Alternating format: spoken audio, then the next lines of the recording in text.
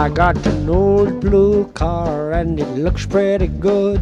I took out the back seat so I could haul firewood. I use it for a couch in my room downstairs. I ain't got no furniture, no table or chairs, but I got an old blue car. Blue car. Yeah. Anyone's never heard that song, go to the old blue car. Dick Twang band.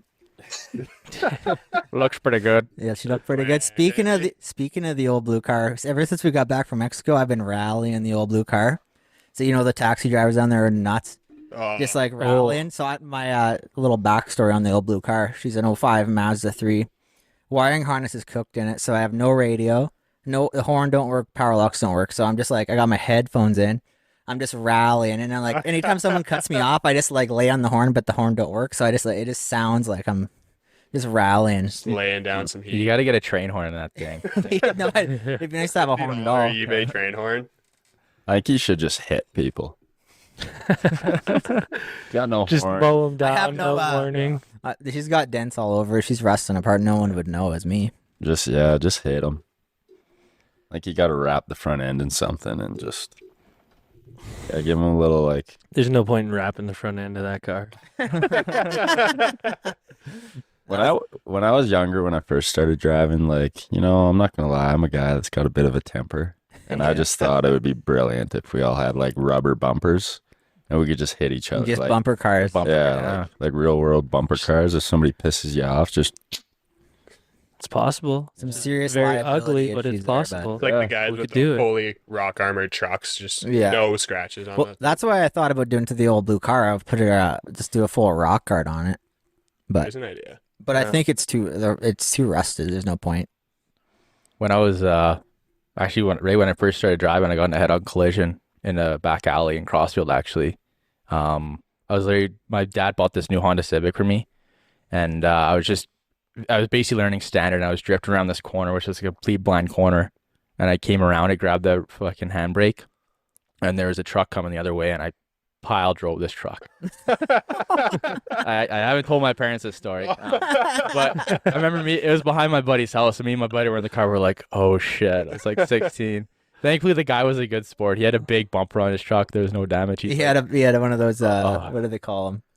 He had the Longhorn, The Bambi Bash. Yeah. Well, and if you wanted a nice first impression of Nate, welcome to the show, Nate. Thanks for having me, boys. Introducing our guests, we got Nate Dogg, Nathan Simpson, and Sam Meghji, or the Meghji. Heck yeah. What'd you call him the other day? The Meghji Gobbler. The Meghji Gobbler, yeah.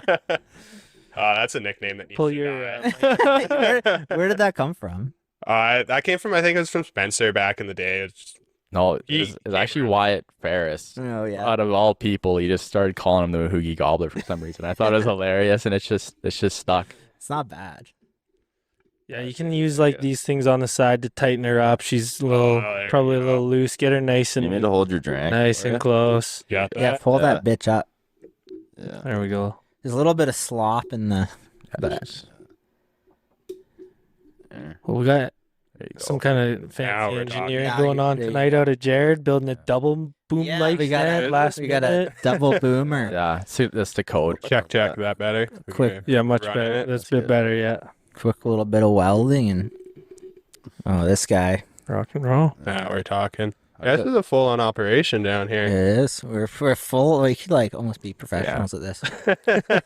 Can't swing a dead cat without hitting a cord in this basement, though. There's a lot of shit going on here.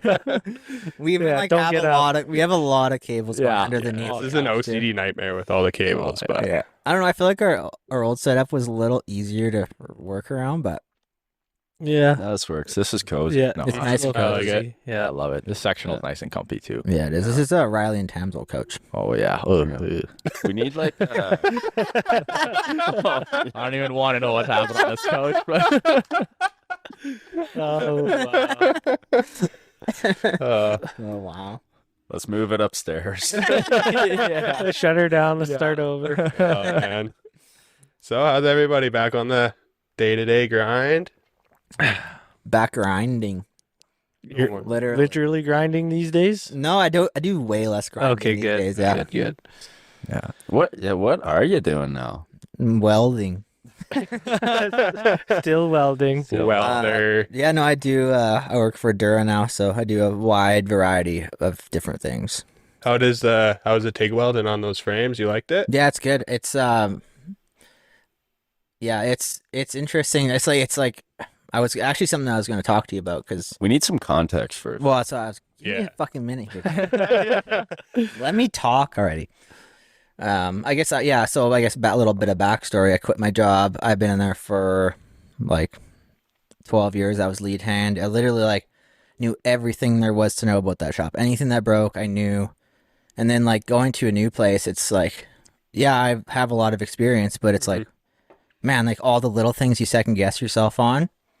And yeah, I guess it's kind of like an ego check a bit. It's like a little bit humbling to be like the guy that has like on resume has all this experience, but then like I've never used a press brake. I've never worked with stainless. I think welding's one of those trades where it's like there's so many spectrums of it. Yeah. Whereas like there's the guys that do pipe every single day and that's what they do.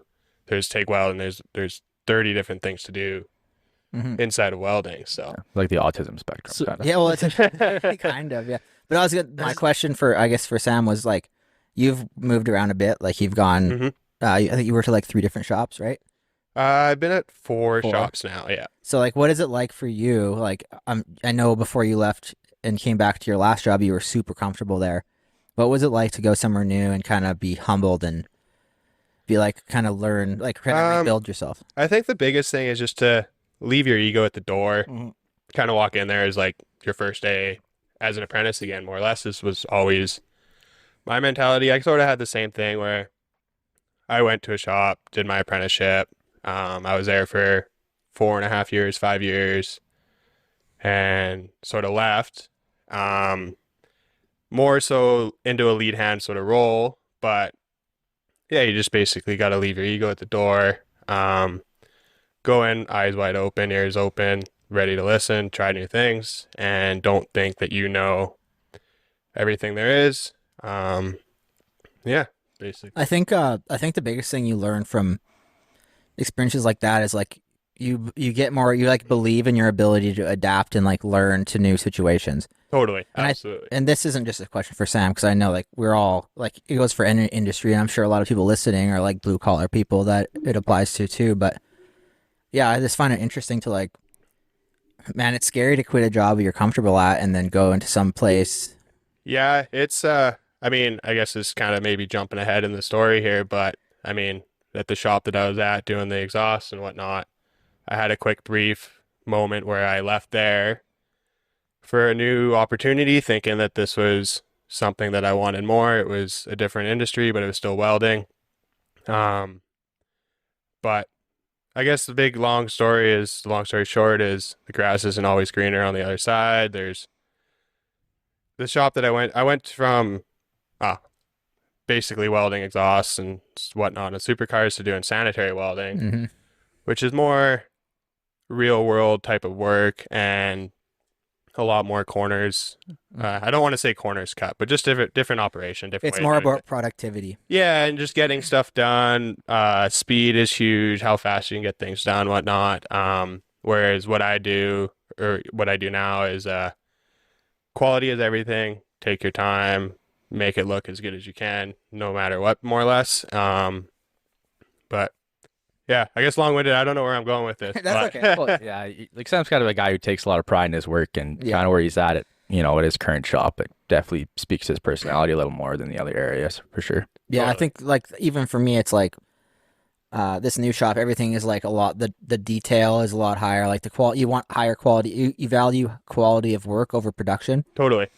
So that's like. But there's I used to always like doing that. I would like take too much time making something look nice and be like, "Why the fuck is it taking you so long to do this?" Yeah, and there's something to say on both sides of that, Yeah. right? Like I can't go into an old like a structural shop and whatnot and kind of have the pace that most of the guys will have, just because that's not what I Yeah, do. it's totally different. And like on paper, you're both welders, you're both journeyman welders, you both have X amount of experience, but it's just a different type of experience.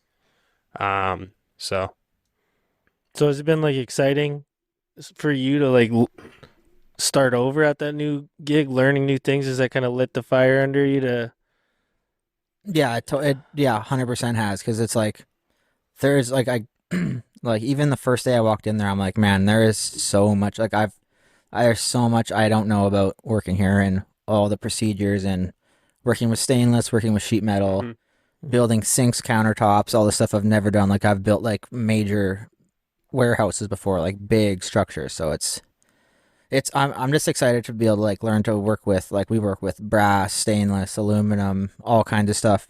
And yeah, I'm just honestly super excited to learn, which is something I guess I haven't felt in a while. So Yeah, it's exciting. You don't feel stagnant in your Get- job at all, right? Getting hazed? what's that? Getting hazed as a new guy yet? No, No. no, not really. Everyone's been honestly, everyone's pretty cool. It's a lot. The pace is a lot different too. It's like I'm used to like it's just weird. Like I went from a place that like you're there and the buzzer goes off, you work. The buzzer goes off, you take a break. Mm-hmm. Buzzer goes off, you go back to work.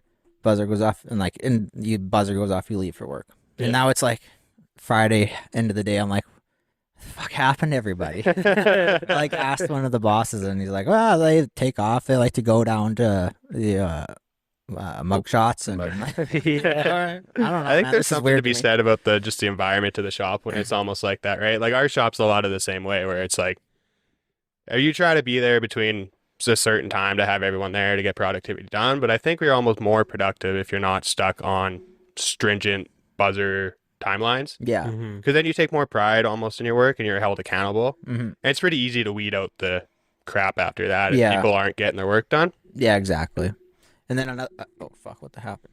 Yeah, another cool thing is like, so in my old shop, it would be like, it's kind of like an assembly line where you like someone cuts the columns, someone makes the parts, then you like lay the parts out, tack the parts on, and yada yada yada, and pass it down the line. This is kind of like you do kind of everything. You see it from the beginning to the end. Like you'll cut all the pieces, assemble it, weld it, and then you'll install it in the field, which is kind of cool. It's kind of cool just to see the whole process of it instead of Yeah, being, you like, take a little bit more pride in your. Well, yeah, you're not so like compartmentalized of it. Like it's like, yeah, this is your whole project, and yeah, it's cool. Yeah, and you can leave yourself little, like, when you're building certain things, you can leave things for down the road or do it now, and you have a bit more say over what you're doing. And in the end, I like to think you'll get more quality out of it that way. Yeah, it was cool. Even the other day, we have to do a handrail for a job site, and I went out to the site and like site measured it and did all that, and it's cool. It's just something totally Awesome. different, whole different experience for me. That's sweet. Cool. So like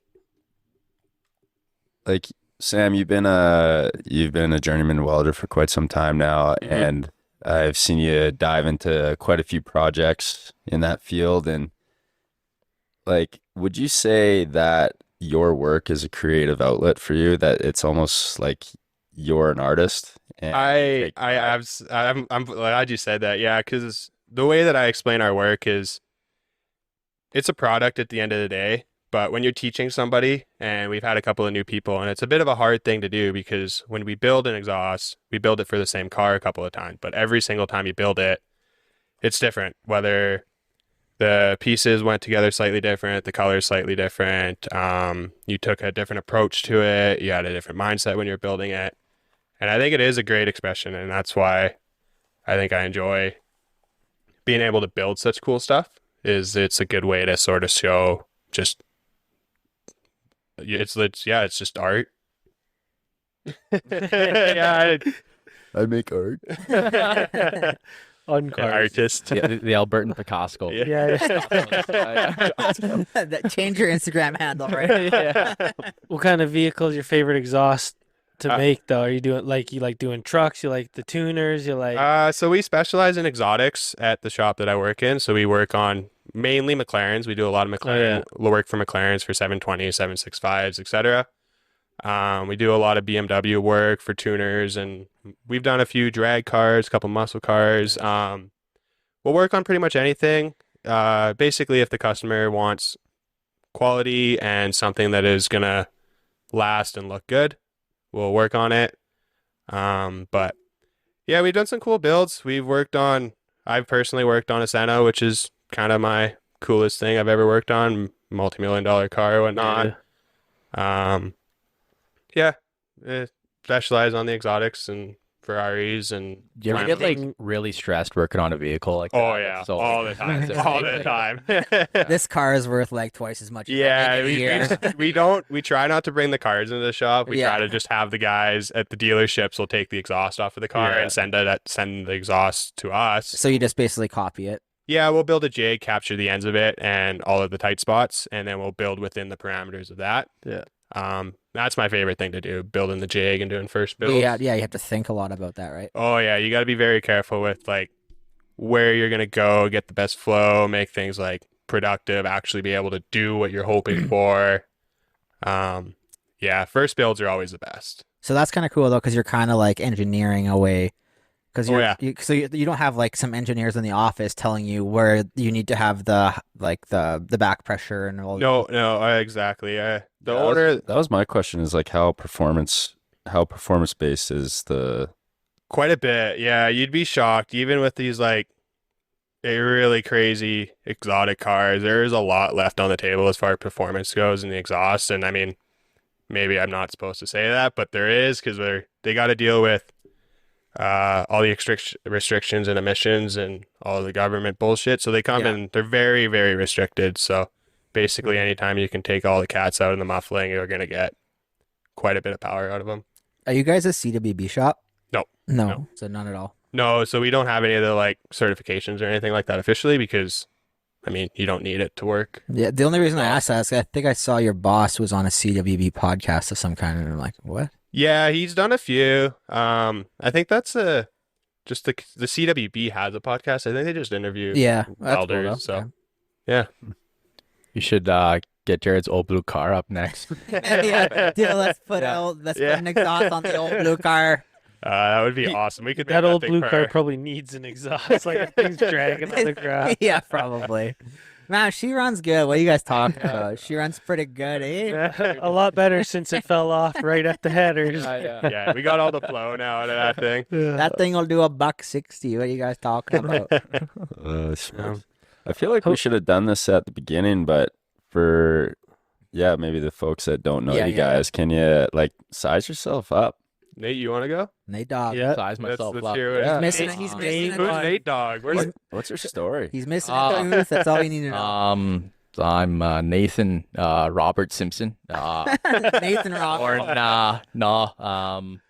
Old moto guy, not too old, but definitely washed up. Met Sam. I guess I started racing when I was 9, and kind of after that I decided to go to school. Engineering at U of A, and at 9. Yeah, at 9. Yeah, at 9. After 9. Yeah, after 9. Right. No, after my racing career ended. Yeah, it was. How was the racing career? The racing career is a beautiful time, honestly. You raced some pro nats, didn't you? Yeah. I raced pro nats in 20. When was it? 2020, me? No, COVID? That would have been COVID. No. Pardon me. 2018 to 2020. Yeah. Raced some pro nats, kind of turned kind of pro in 2018 it would have been, and I guess I raced a handful of pro nats, and that was super fun. Obviously, good experience racing. We call it just the classic West Coast tour. Yeah. I was racing for Mountain's Edge, so me, Reese Haverlock, and Seth Wild. Phil Wild, the owner of Mountain's Edge, kind of drove us around for the Western Canadians, and it was a hoot, man. Like, Phil Wild literally ate nothing but hot tamales for like 4 weeks. I swear to God, Mike and Ike's and hot tamales, driving our fucking dirty stinky asses around and racing pro nats. Like, it was such a good time. And then classic life gets in the way. You gotta either pursue a motor career, and in Canada it's a little more difficult to do. So decided to go to school, and now just working and grinding, racing mountain bikes, and not racing, riding mountain bikes, trying to survive on a mountain bike more or less, and then just kind of casually riding, and kind of that's when I started kind of hanging with you guys. I didn't really chat with you guys a whole lot when I was racing, but kind of post racing careers, kind of when we got in the mix and started mountain biking and hanging out a lot. So. Man, wasn't that the funnest time ever though? Like those West Coast Nationals when you just like tour around with your buddies, and it was just like, that was so fun. Yeah, riding at some dingy old like track in Prince George, like in the backwoods in the industrial area. That you couldn't beat it, man. It's so fun. Just going to Popcom in the middle of the week. Or I guess that probably would have been Yeah. before your time even, because we used to go to Nanaimo and we'd stop at Popcom and ride for the weekend. Yeah, I rode Nanaimo just for fun on a family vacation. Terrible Classic. track. Oh yeah, classic. Like, my old man is as dedicated as I am. Family vacation out West Coast. He's like, we're bringing some dirt bikes so you can ride Victoria to Nanaimo. Yeah, we're gonna They're haul real- them on the ferry for an extra $1,000. No, literally, it's just this textbook, Earl. But no, yeah, and Popcom track, man, that track was just like, I don't know. I felt like the roost was the worst there. The fucking rocks. Did you race the national there? Yeah, I did. Yeah, I Oh, did. it was unreal. It was Yeah. unreal. It's so fun. Yeah. Yes, you raced MX too? Oh yeah. Oh, do you yeah, remember that yeah, first MX2. lap where like I was in like fourth and I couldn't see a goddamn Yeah, because I the know. track Oh. like crossed over each other and I'm like, Dude. it's so dead. Oh. Their water truck broke, but Yeah. Oh, it was a banana peel. Like, dude, I'm pretty sure you lapped me on the parade lap. I dropped anchor there for sure. I got a flat tire halfway through Moto 2 and on the front and I my God. still salvaged an 8. Yeah. I actually remember that. It's sketchy Yeah. AF. But yeah, it buffed. Yeah, I bopped out, and then yeah, I remember it was my first pro nat was I raced Calgary, and Sam wasn't racing, and my parents were out of town. Classic parents missed my first pro nat. It was awesome. Yeah. But no, and then like I didn't really have any like expectations at all. I just kind of wanted to qualify. I qualified 36, but there was like 38 racers that day. Still made So I made the, yeah. No LC. I was like always just like, I was honestly always a shit qualifier, but like I could put in a solid I could put in a solid moto. I produced down. But Yeah, once you get your flow going, you're yeah, exactly. But then, and then I remember I came around and Sammy boy had the rally towel buzzing, and like this was the year where they put points back to 25th place, and he Yeah. had 23 on the board. Oh, I'm yeah. like, oh my fuck! If I get a point today, I'd be so fired up. Finished like 24th, got 2 points, and I was just like ecstatic. And then we Yeah. went to Cowboys, and then and then yeah, the rest is history. But yeah. That was an awesome day to watch you kind of get those points, those first pro points. That was Yeah, sweet. it's actually funny because Sam could tell a story, but his first pro nat, I was wrenching for him, and his parents weren't there. So Parents got to work to support that damn moto habit. They can't pay for every Yeah. freaking thing. Moto's No. cheap. yeah, it's cheaper than probably your grocery bill nowadays. Yeah, think back to what you were paying probably in like 2010 doing nationals, probably cheaper than grocery bill Yeah, these days. yeah, exactly. What are you doing now? You're leaving it out. Oh, Yeah. yeah, I'm a development engineer at oil company called Tamarack Valley Energy. I'm just an office dick, just basically working up development programs for kind of an asset by Slave Lake that we own and operate. So yeah. You make that sound like it's not as cool as it is. No, it's pretty cool. Some people are like plugging oil and gas. You're destroying the environment, but it's like You are kind of we are the environment. We are everything. You know what I mean? No. yeah, I love those guys that are like stop oil protests and they glue themselves to the Yeah. concrete with Oh, oil and gas my products. Yeah, I know. It's hilarious. It just makes me They're laugh. throwing so hard, paint but- all over shit. Yeah, paint Yeah. that's made from oil and gas. An oil product. Yeah. Wearing their Patagonia sweaters. Yeah, exactly. Like you guys have not thought this through at all. No. But you can't. Yeah. I don't know. So you're kind of a big deal. Yeah. I'm not big office guy. big office guy. I wouldn't say I'm a big deal. I'm just, I'm just a spreadsheet wizard. Is all it comes Suit down and tie. to. Yeah. Yeah. Spreadsheet wizard is what I chalk it down to. Nice. What So- made you want to go down that road? Oh man, I don't know. Like my old man's, he's a millwright, and he teaches millwright at State actually. And I remember I was like 15. I'm like, hey, I want to maybe do that. Like it's super interesting to me. And obviously grew up like working on bikes all the time, engines, all that stuff. And he literally said, you're too smart to be a millwright. He's like, you should go into mechanical engineering. And I'm like, I don't even fucking know what that is. I still don't even know what it is. And I had a degree in it, but so yeah, it's honestly like my dad's like, yeah, you should look into this. Like, I think you'd enjoy it. So that's inevitably what I ended up doing. So yeah, I love what I do. It's no blue collar job. Like I'm not not welding and getting dirty every day. But you know, you get some carpal tunnel sometimes in the office. So the old mouse. yeah, the old mouse. Yeah, you got to have the ergonomic mouse, stand up Those desk. keystrokes per day. Yeah, You're up and up. yeah, exactly. Yeah. You sit in a chair or in an exercise ball? Yeah, I'm a chair guy. I'm a chair guy for sure. Go between the chair and the standing desk. Yeah, so you yeah, get exactly. some reps in. Yeah, Got one of those little pedalers. yeah, I got the on your pedalers. knees. Yeah, just to keep the legs moving. Oh yeah. Yeah. Oh damn. Yeah. Nice. Wow. That's it. Let's Thanks for wrap her coming, up. Nate. Yeah. What do you want to know, Keylan? Look, man, whatever you want. But Yeah. I feel like we got to on to old Samwise here. Man. Start from the start. Oh, you started high with the white collar, and now you're gonna go down to the. Yeah. Now I'm just a welder over here. I don't know. I mean, washed up, I guess, retired, quote unquote, retired moto guy. I mean, raced for a few years, got started. I think actually my first race was Nate's first race, right? Yeah, it was. I was 12 years old, so yeah, back in the day, raced for a few years. We actually pitted right next to each other. So it's a funny story. I remember, we pitted right next to each other, and I'm like, hey, I'm Nate. He's like, oh, I'm Shamir, and I'm like, oh, interesting name. No. And then I remember like Sam was all like, he's kind of grumpy and stuff, and him and his dad were just kind of bickering a bit. And then Mike, his dad's like, Sam, go into the front of the trailer.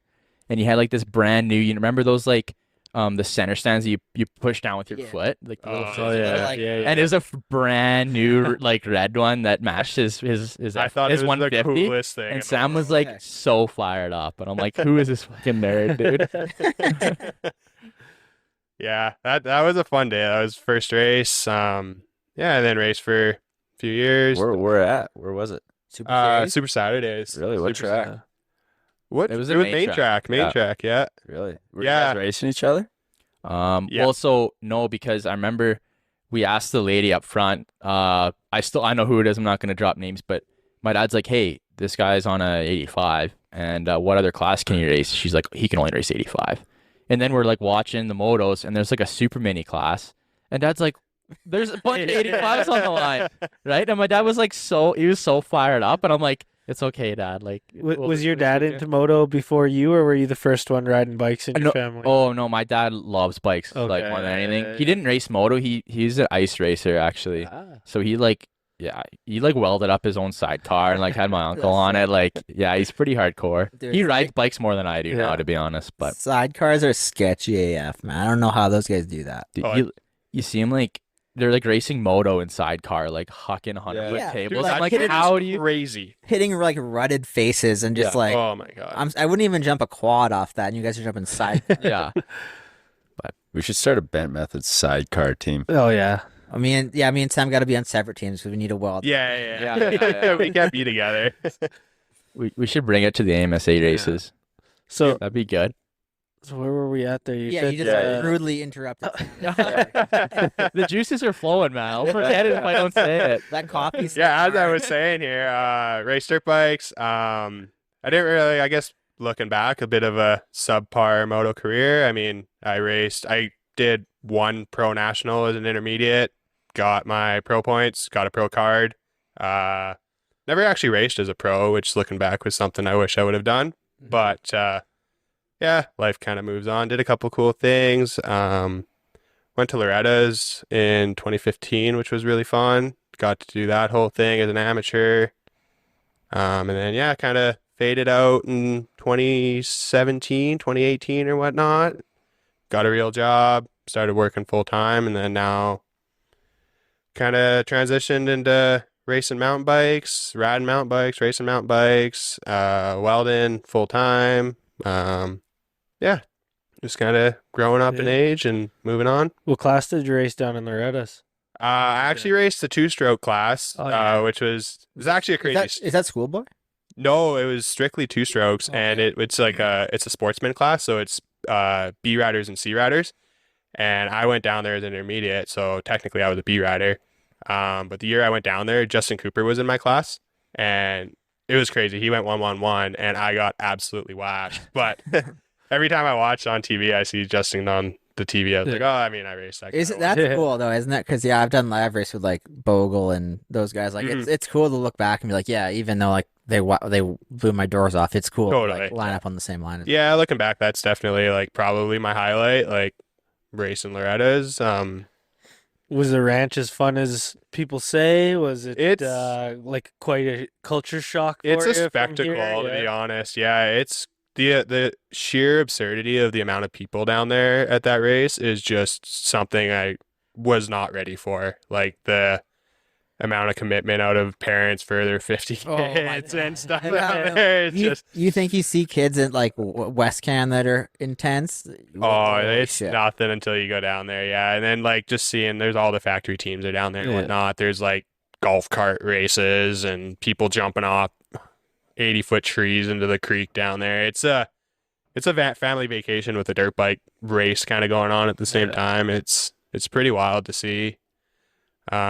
Yeah, it's no joke down there. Like the humidity and the heat and all that. Like I went down there and just was totally mentally, I think, unprepared and definitely a little physically unprepared. Well, how do you don't know what to prepare for until you're there, right? Exactly. Yeah. Like all you know is Canadian races and even like the qualifiers. You're probably like nothing compared to that, right? Totally. Yeah. Like when I did the qualifiers up in Washougal and the Pacific Northwest, and then you go and drive down to Tennessee, and it's like, holy shit! Like this is insane down here. So. Did you just drive straight down, race, and come back?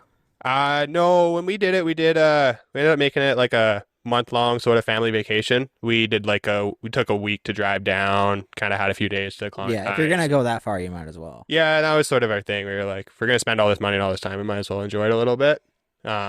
But yeah, drove down. My dad had to work, so he flew down at the start of the week, hung out for the week, and then flew home while me, my mom, and my brother drove all the way down and back. But yeah, it's huge down there. It's crazy. It's a serious deal, eh? Like even just for one race, the amount you sacrifice just to do that. Yeah. And people are doing that all year long. Oh yeah. It's insane. Yeah, even in our case, like I went down there in one class with 2 bikes, a trailer, a truck, and drove 40 hours or 30 hours to race a practice and 3 20-minute motos. Yeah, and people do that every year. Yeah, exactly. What was it to you then? Like, what did it mean to you then? Back then, honestly, dude, it was everything. But like that was like when I first started racing, my dad and I kind of found out about it. We were like, this is what we want to do. Forget going pro. Yeah. We want to go to Loretta's. Yeah. We think it's cool. So yeah, it was sort of like the big goal as a kid, and then did it. And looking back, I mean, kind of wish we would have had a little bit more oomph going down there and a little bit more preparedness, or did it 2 years, but yeah, I mean, if you did it again the next year, you'd know exactly what you're coming into. Exactly. Do you see how many Canadians are down at Mini O's? Dude, it's insane. I was shocked to see how many like kids from Alberta are at Mini O's. I'm like, I never even considered going to Mini O's. No, yeah, that was never on our radar either. That and like I think Mammoth would be pretty sweet. Mammoth, yeah, that track looks so yeah, sick. that does. Oh shit! Thanks for coming. Yeah, that's my moto career. Yeah. Well, how's the mountain biking thing going? Like you said, you're doing some racing in that. Like... Yeah, doing some mountain bike racing. Yeah, I did my first race 2 years ago. It was sort of just like on a whim kind of thing. I was just like, I'm feeling pretty confident. Let's go see if I actually am that confident. Kind of got smoked again, which was humbling and good at the same time, because now I sign up for beginner class, or it's just open men's out there, which is wild. It's all age category, so there's like open men for like 21 to 29, and then pro more or less. So I just went open. I did actually pretty good. It's like I did enduro, so there's 6 stages or 7 stages throughout 2 days of racing. Did pretty good. I mean, I got like top 10. I think I got 7th overall, but on the last stage I got 2nd. So I was like, the speed's there. Yeah.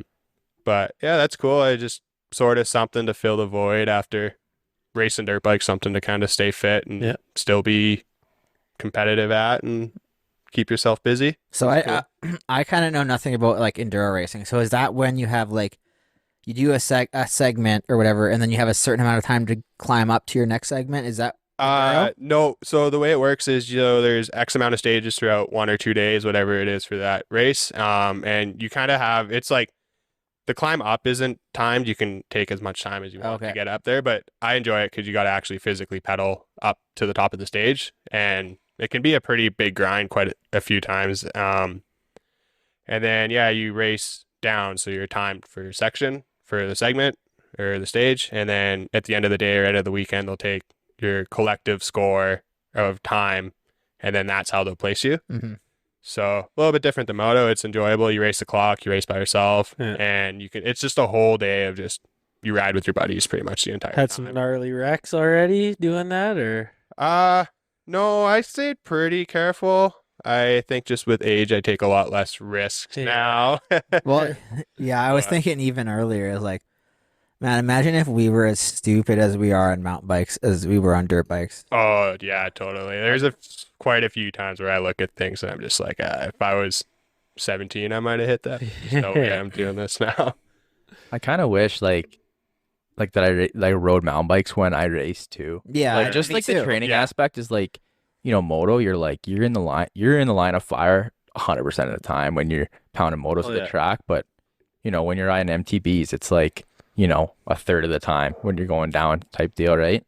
Yeah, I kind of think a lot of, I was the same way. I was always on my road bike when I was training for moto. I think that maybe more mountain biking would have been beneficial, but I feel like also at the same time, like there's so much stress in grinding motos and stuff. It's kind of nice to just go and like mindlessly put in your cardio. That's how I kind of felt at the time anyway. Yeah, it's such good cross training, I find, though, too, because there's so much upper body in mountain bikes, and it's like every moto guy that I've ever mountain biked with has been pretty incredible right off of the hop, right? So yeah, that is true. Like, most guys are pretty good on a mountain bike. On the transfer over. Like, maybe sometimes it takes a bit adjusting to catching air. It's just the confidence thing, I think. Without that inertia, but you're right. It is just a confidence thing, probably. Yeah, kind of the send factor. Right? It took me a while to get there. Like took me a while. Oh, I was like boner airing and like endoing every jump for the first year I started mountain biking. Like it's just so different. And then the wind scares the shit out of you on mountain bike too. Just a flag in the wind in the air on those things. That one jump line on Pano. Oh man, that was like the first time I like started jumping mountain bikes. And there's like that one section where it's like open and there's a bit of a crosswind and you got like this turning table. Man. And it's like every time the wind howls, I'm just like, nope. Just roll this one. Yeah. Those are sketchy too, though, because it's like you never like they all look the same, but some of them you'll like weigh OJ, and then some of them you'll case. Yeah, I don't know if it's just me, but I think a lot of the way that the jumps are on a lot of the trails is like one you'll have to pedal into, and it's 5 feet too long. The next one you're going rock chick, and you're like, this thing's huge, and it's 5 feet long, and you land in the face of the next one. You're just like, that's why you gain so much confidence at Whistler, because everything is built so nice, and it's like, you don't have to even question anything. It's just like, this is. I just like don't hit the brakes, and you're gonna trail be fine. speed. Yeah, absolutely. And there's nothing like that around here.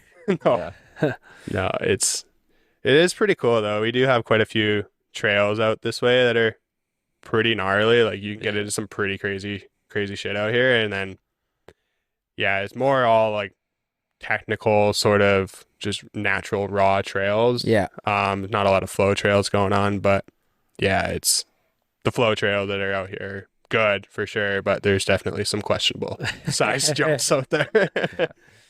Man, I just remember being a kid and we'd go out behind like the back of some construction site. There were some DJs out there. Huge DJs we did. Did you guys ever as a kid build like sketchy jumps out of like 2x4s or wood you would find in the alley and then lay all your friends across and then jump over your buddy? You had to do that. Yeah, I have an iconic picture of me just on the road in front of my house. There's like 4 buddies laying down, and I have like 2 2x4s lined up side by side with like a 2x6 at the end, vertical, just screwed together, and I just sent it on my little Norco Wolverine. Did you ever hit it on a Razor scooter? No. That'd be more iconic. Oh, for Chris, sure. before I forget, there's a Razor scooter for Cal. Okay, We cannot forget about that. Okay. Todd Speaking of gave Razor it to me a scooters- while ago. Oh yeah, he told me. Yeah, about he this. gave it to me, Yeah, and then I forgot to give it to you last time we were here. Speaking of that, there's you know that thing you got for Tate from Riley in town, that little The bumper car. bumper cart. Yeah. There's a like a bigger size one at Costco. Really? So when if he ever grows out of that, you can get the upsize, and he No can way. keep going with it. Yeah, it's pretty cool. Do they make him adult size? That'd be kind of sick. Yeah, that would be. Yeah, that would be fun. I'd love to just transport myself around the house.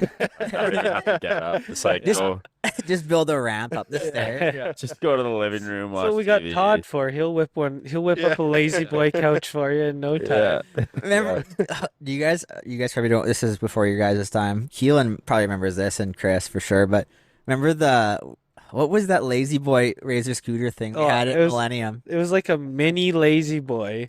It actually like reclined out Like and a everything. like a full on chair. Yeah, and of course, with Todd, his engineering, he should have a freaking engineering. Yeah, he degree, should. that guy. He whips skateboard trucks on the back of it, puts a razor scooter on the front, and we're hitting like the drop-ins at Mills and stuff. Holy shit. If we still had Dude, some that's footage squirrely. from those old phones. I think oh, boy. those old phones aren't. I don't know how you can upload them to anything, but yeah, it's classic. Oh yeah, just the middle of the night in a lazy boy. Yeah, it's like it's like 3 a.m. on like a Sunday night, and we're just at Mills on this couch, razor scooter, whatever thing, and it was awesome. I would go back to doing that. It was even at fun. It 30. was so fun. Yeah. Remember, we used to just go and hang out at Mills it was like a weeknight, middle of the week, and we had to go to school the next day, and we're just like at Mills till like 1 a.m, doing who knows what. Oh boy. Those are the good old days, eh? Oh, Yeah. That place was iconic growing up, Yeah. man. Can't ride a BMX bike, but love Mills. Yeah. Do you boys got any stories like that? So Sam and I, well, like, not really that, but we used to ride the pitters around Crossfield in the snow all the time. Like it was right when Sam was turned 16. I couldn't drive. Just got my driver's license. So Sam would drive his Dodge Dakota out there with the TTR in the back, and I had the little 70, and we would literally mob pit bikes around Crossfield and like just snow riding, like for like fucking 12 hours straight. Just like oh man. we like made a bunch of corner tracks. We're just taking each other out, and then our buddy Riley, he'd ride his KX65, and we just terrorized like all the fucking local municipal parks. Is such a good time. We had the cops called on us once. I was gonna and say, they're I'm like, sure oh yeah, the neighbors loved it. yeah. We had ruts in like the front driveway of his parents' place that are like a foot deep. Oh, it from us, was just, like, dude, it was like, constantly going around this track and right in front of the house. yeah, it was like Walton. It was It's like Walton and Crossfield, basically. awesome. Yeah. It's crazy this shit. Like you could never get away with this shit now. I remember Oh, like, there's no way. way back in the day when I was staying with Dean Wilson had his place in Hemet, and there was like a park just down the street, and he had an old XR50, and I think he had a KLX 110 or something. And we'd just go like build dirt jumps in the park, just rallying all day long, just hitting these dirt jumps. It was like, man, you could never do that today. Could you imagine some kid just on a little pit bike in the middle of a field right now, like in a school? Like that would never fly. Man, no. I even think, but like the stories my dad tells me, where he's just like ripping Nose Hill. And Yeah. anywhere he wanted to go. And he'd say, "Oh yeah." Every once in a while, the cops would come by. You just rip off somewhere else. It's no big deal. Yeah, like here dip down a hill. it'd be instant. Oh, You'd literally fire your bike yeah. at the parking lot. yeah, Boom. done. Gone. My dad grew up in Forest Lawn. Him and his brothers used to ride to Blackfoot. Yeah. They used to just fucking Oh ride yeah. there. Yeah. Before Deerfoot was built or whatever, they just fucking cruise over there. Yeah. I'm like, what? That's awesome. That's sick. We should test it out. We should actually get the 119 machine fired up and just I to got the the limiter. TTR Yeah. still sitting there. We could get a couple of bikes. let's just fire them up, see how quick See how the it cops goes. get here. Yeah, I mean, we could try it. But there's a good field over here. We could do figure eight, and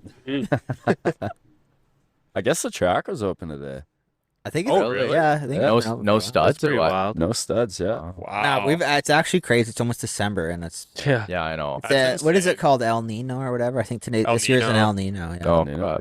on the climate Farmer's Almanac, Yeah, they no predict shit. the weather.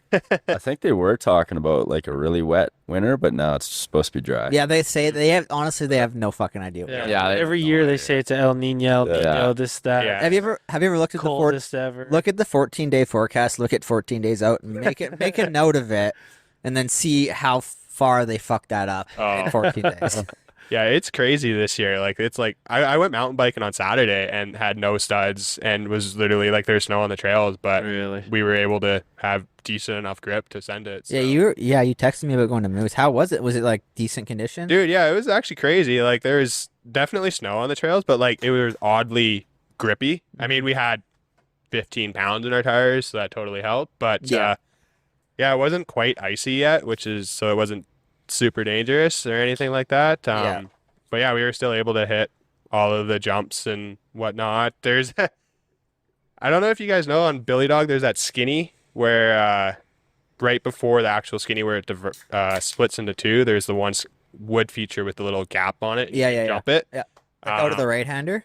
Yeah, out of the right-hander. Yeah, exactly. We came around the corner and me and my buddy were like totally going for it, and we were first tracks on the jump on the wood, and both of us hit the jump, and both of us just tucked our front ends together and just yard sailed off of it. So the woods was a little scary with the snow, but outside of that, it was awesome. I feel like Billy Dog would be a little gnarly at the top with just like the rocks and being like frozen and probably like a little bit of like condensation. Yeah, I mean we went out pretty late in the afternoon, so it was sort of melted by then. It was okay. Did you ride anything on the Husky side or too shaded? No, we didn't pedal up prairie or anything. We just did Billy Dog in a 727 laps. I never rode that new bottom of 727. How is it? It looks kind of fun for 727. It's actually super fun. Yeah, for 727, it's a fun, flowy, single trap bermy. Mm-hmm. It's just nice that it's different, something else to ride. Flows pretty well, and then they got a nice new exit there, so you don't have to pedal all the way to Station Flats and get out of there. You can pedal up over to Moose. So, yeah, neato. How many days do you think you put in mountain biking this year, Sam? Less than last year. I don't know. I just don't Strava my rides anymore. So you don't? No way. You're hardcore now. You don't even use Strava. Soul rider.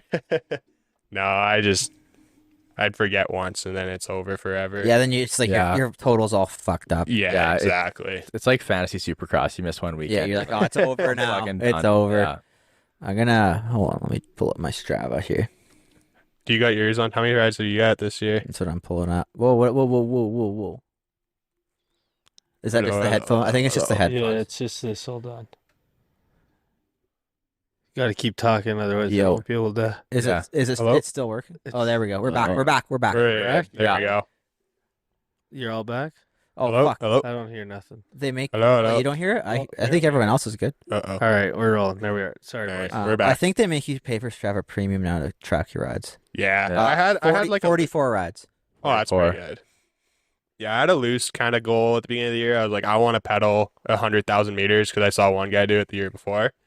I was like, A, that's gnarly, and B, that would be kind of a fun just goal to have. But then it's hard because you go to the bike park and you turn Strava on. Yeah, I only had careless or e-bike. Yeah, e-bike. Yeah, I had 40,000 meters on an e-bike. So yeah, how many? 40. Oh, that's pretty good. Yeah, e-bike though. I'm kind of a pussy. E-bike. Also, I could have rode way more than I did, but. Yeah. But what? You're a dad now or something? You're gonna throw that excuse out there? No, my battery wasn't lasting. There's the e-bike problem, man.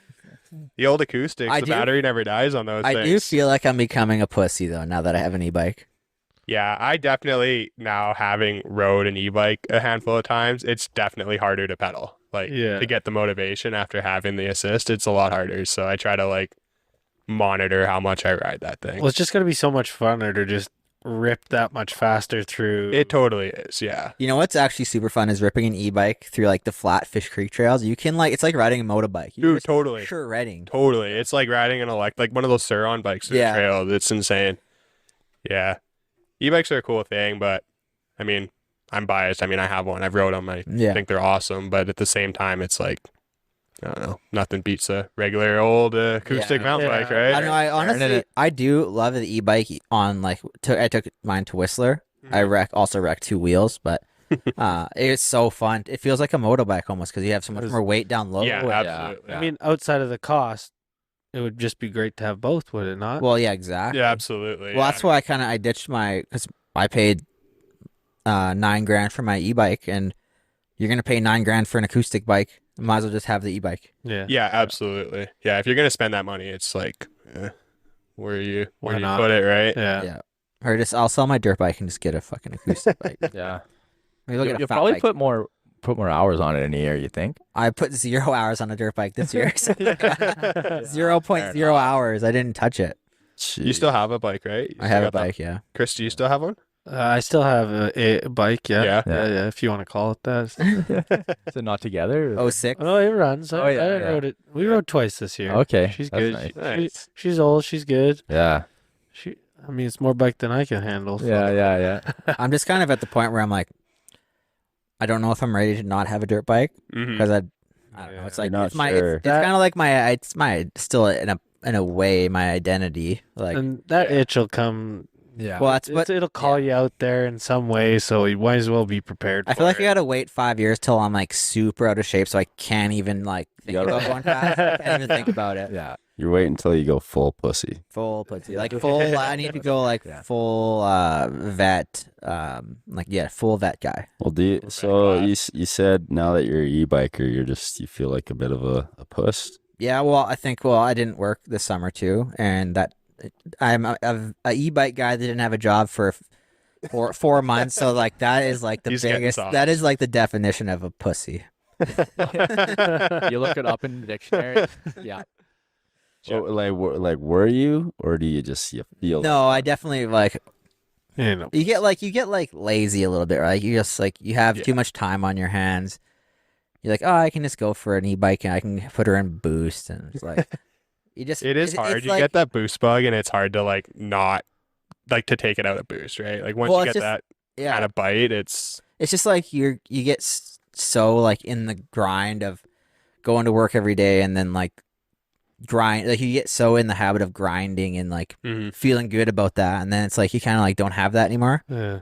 You're like it's I don't know, it's hard to explain, but I You think don't have it's- that carrot to chase. Well, I think it's just like I honestly feel like it's better for your mental health to be like kind of under the gun and like busting your balls and having something you're always progressing. Well, there Yeah. definitely could be something like in nature to that, because you got to think like when we were cavemen or whenever you want to talk about, Yeah. you were always under the gun for eating, Yeah. not getting attacked, whatever it might have been. So, And the only reason you probably weren't doing that is if you like broke your leg and you're well, then you're fucking. then you're you're just ready to die. Yeah. Your tribe just ate you. Yeah. Yeah, exactly. You're either gonna get eaten or you gotta, Yeah, You got Jeffy's gone. you gotta invent his modern femur. medicine.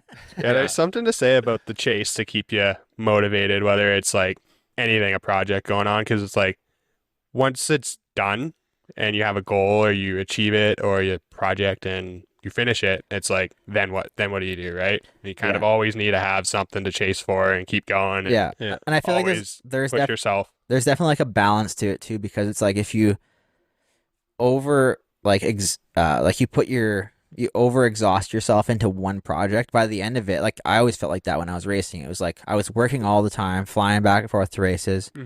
By the end of the series, I was just like, I was so fried. I'm just done. I'm like, I have nothing more to give. And then it's like you kind of just get lazy for a bit because you have like you were chasing this carrot for so long, and then it's like, If you look at it in like the long term though, that could be sort of like you're calling it lazy, but it could just be a recovery period. Like when you do a nasty hard workout, you need a recovery period, right? So like in your life, if you were going hard and chasing that thing, maybe you think of it as a lazy or pussy moment, but maybe it was just like a slight recovery period. Like in the realm of your life, that amount of time is pretty much nothing. no, Like that's like taking a day off at the gym. Like you're totally right. But I think there comes a point where like, say like at the end of when I was racing, it was like I was just grinding, and then at the end of it, I just like kind of, and then when I decided I was done racing, I didn't like have anything else to set my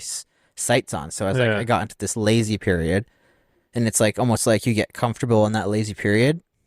But I feel like if you were more sustainable about it, like if you had some way to channel if that there was like if you didn't redirection, go like so full super retard at it, and then you didn't need such a long time to recover, you could just like sustain this and take like smaller breaks, and then You know what I mean? Like Yeah, for slowly sure, build but- and Would you have been as successful at it if you didn't go yeah. I mean, so focused at it? Now, anybody could put judgment on what they define as success, but like it takes that. Yeah. No, you're. I don't. It is. It's a No, tough you're balance That for is. sure. That's the tough balance you're talking about. Well, you're yeah. right though, because if I don't think maybe I wouldn't be able to walk away from racing if I didn't feel like I gave it like my full effort, right? Mhm. So That yeah, too. yeah. it's I don't know, it's all Or confusing. would you be sitting here saying, "Damn, I wish I would have gone full retard at that thing." Like No, I think you're right. No, you're probably because I could I kind of do that inside my head. I go, man, I wish I would have put a little more into it. Maybe I could have accomplished more of what you guys had done. You know what I mean? yeah. Mhm. But I didn't go full retard. No. Yeah, and a lot of it comes down to how much risk you're willing to take too, in Well, terms of moto. Oh yeah, for sure. Yeah. Yeah. Yeah. Yeah, how far are you gonna push it, and what are you really willing to put on the line for Yeah. it? Yeah, Yeah. Yeah. Dangerous sport, but how was it like flying in and out of rounds? Sport. Like I'd feel like a fucking badass if I had that. What's that? Oh, just Fly- flying in and out of rounds every I weekend. honestly, I was pretty proud of myself though. Like Yeah. I finished, I think 8th in the series that year. And I was like, I didn't miss a week of work. Yeah. Yeah, That's cool. that's unbelievable. I was pretty. I was like, that's probably my proudest achievement. It's just like grinding that out and That was with first year with Al Dick. yeah, 2-trick. How how often did you ride during the week? West Coast is riding like twice a week. By the end of the summer, I was riding like once a week. Yeah. Maybe twice a week. But it was like at that point too, the track's baked and it's like here, and it's like my practice bike here was clapped, and I was like, yeah, I'll just ride once a week. Yeah. At that point too, you're almost like it's getting riskier and riskier. Yeah, and Totally. I wasn't worried about my fitness because I had built up quite a good base, and I wasn't worried about that. It was more just like staying sharp. Yeah. Mhm. Yeah. But Yeah, you almost need that recovery during the week at that point, right? Like yeah, halfway, like near the end of the well, season. especially when you're working 11 hours a day during the week. yeah. Yeah. It's like, yeah, I'll do a light Yeah. spin after work and I'm good. Mm-hmm. Yeah. Yeah. It wasn't like you were coming home and sitting behind a desk like Nate here. You were going standing on top of craneways and Yeah, stuff, yeah. trying to get. Yeah. No, that was I don't regret any of that. That was a cool part in my life. So I put in like 200 steps a day, so don't fucking Don't talk shit. don't fucking do it. Sorry. don't at me, bro. Yeah. You guys don't know the struggle of carpal tunnel. Yeah. It destroys families, man. Oh fuck! I had something I was gonna bring up. Oh shit! Damn it! He's never. How about you, asked- Keelan? What's going on with you? You've been awfully quiet tonight. Yeah, you're a little. Chat- You're chat- over there on your texting. You're on your He's just- phone and stuff. What's He's going digesting that burrito. Just soaking it in, man. Listen Yeah, listening to the stories. So in a fight out of you two, Sam Me. and Nate, you got him? Yeah, we've tussled a couple times. Yeah, we on? What are you, are we I don't talking need to go again. I got yeah. Are we talking? Are we talking full sparring or like grab? No, just grappling. I'd never punch this guy. He'd probably punch me sometimes because sometimes I'm a dick to him. But, Have you guys ever had any like big blowouts? I think we were close at Washougal when I cleaned you out on the start. I thought your dad was gonna chew my head off. yeah, That that's was actually close. That was fun. pretty close. Was this the Loretta's So- qualifier? Yeah, yeah. No, So that's yeah. actually like what stemmed to me losing my tooth was that fucking class. I'm not joking. So Yeah, It was- Keelan, you should have Okay. posted a picture of Nate going on that Instagram post. Nate's tooth gone. We'll have to get one later. no, yeah. So like, Man, have you- for the record, I felt terrible at Oh. the end of this. so like, I know. Have you raced? You've ridden Washougal? Oh yeah, Yeah. yeah. Have I you, raced it Chris? nationally. I haven't raced it, but I've been there. Oh yeah, like unbelievable least, track. It's but dicey. It's so slippery and weird. yeah, Oh, it's just man. like. But anyways, like the start is fucking a football. Like it's so long, Yeah.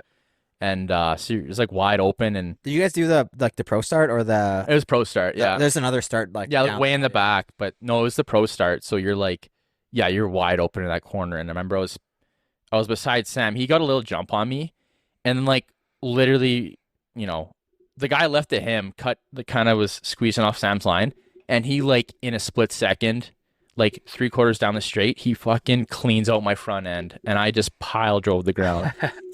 and I ended up like my bike was fucked, and I chipped my tooth, and then and that was like a long time ago, and then I guess the chipped tooth like ended up fucking up my tooth, and then it basically like it just fucking ate itself like a year ago, and I had to get it pulled because this Sam just cleaned me out on the start straight. Do you think I'm gonna lose my tooth? I have a chipped tooth from a while back. Oh no, you're fine. It's like it's the root. You're a dentist now. Yeah, I just so know. you know. I fucking You're the dude. tooth expert. So many YouTube videos, man. You got a implant or? Oh, I got to get her lined up. I got to get her lined. Yeah. Like I can do it whenever. I heard it sucks. I feel like you shouldn't do it. That's what even at work, people are like, you got to just rock it. Like it's it's partying now. But Is it hard it to is like party, chew yeah. and shit or what? no, dude. It's when You you have probably those. chew most with your Yeah. back teeth. No, right? it's actually not bad. Can you whistle through it? not through it? Can you blow water through it? You ever put a straw through that thing? Oh yeah. I don't even want to know what I do with this.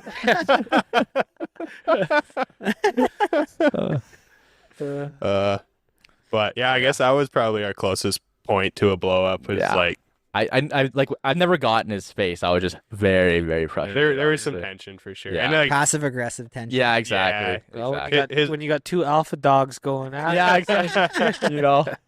Sam bested me that weekend though, because he ended up going to fucking Loretta's. So no, it was all that trip was so sweet, man. Like, Well, you guys drove together too, didn't yeah, you? well, so the story, like, so me, Sam, his brother, and his mom all drove down together on like Wednesday or Tuesday type thing, and then we just like we're hanging out. We like went go-kart and stuff, super fun. And then my dad brought the bikes down. He basically worked Friday till like 3.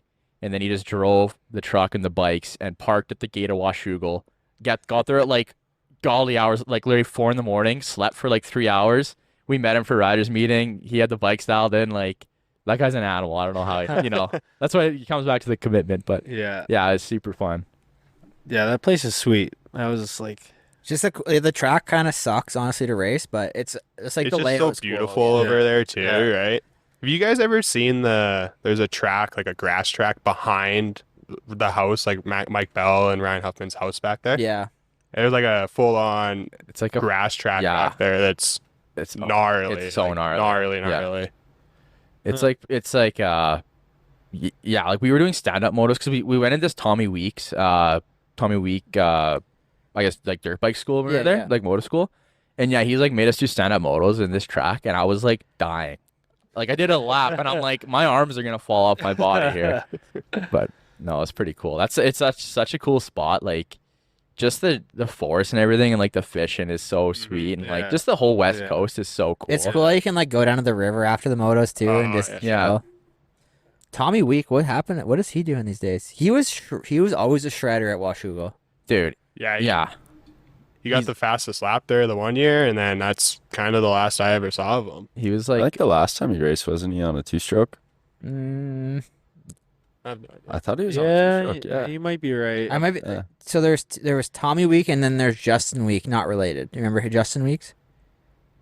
no. He was like amateur. He battled with Dean like A class. I thought Tommy that Week was a couple years ahead, I think. Okay. Oh, I thought Tommy Week was the shredder. They're both shredders. Oh. Justin Week, I think, never actually did anything. And they're not related? No, not related. Is their last name spelled the same? I think so. No, that's yeah, he came to Kalispell one time and he cleaned house Oh yeah. a week. Yeah, he's Tommy guy's Week. gnarly. Tommy. Yeah. Really? Speaking of, I don't know, not related maybe, but do you guys see about Cade Walker? Yeah.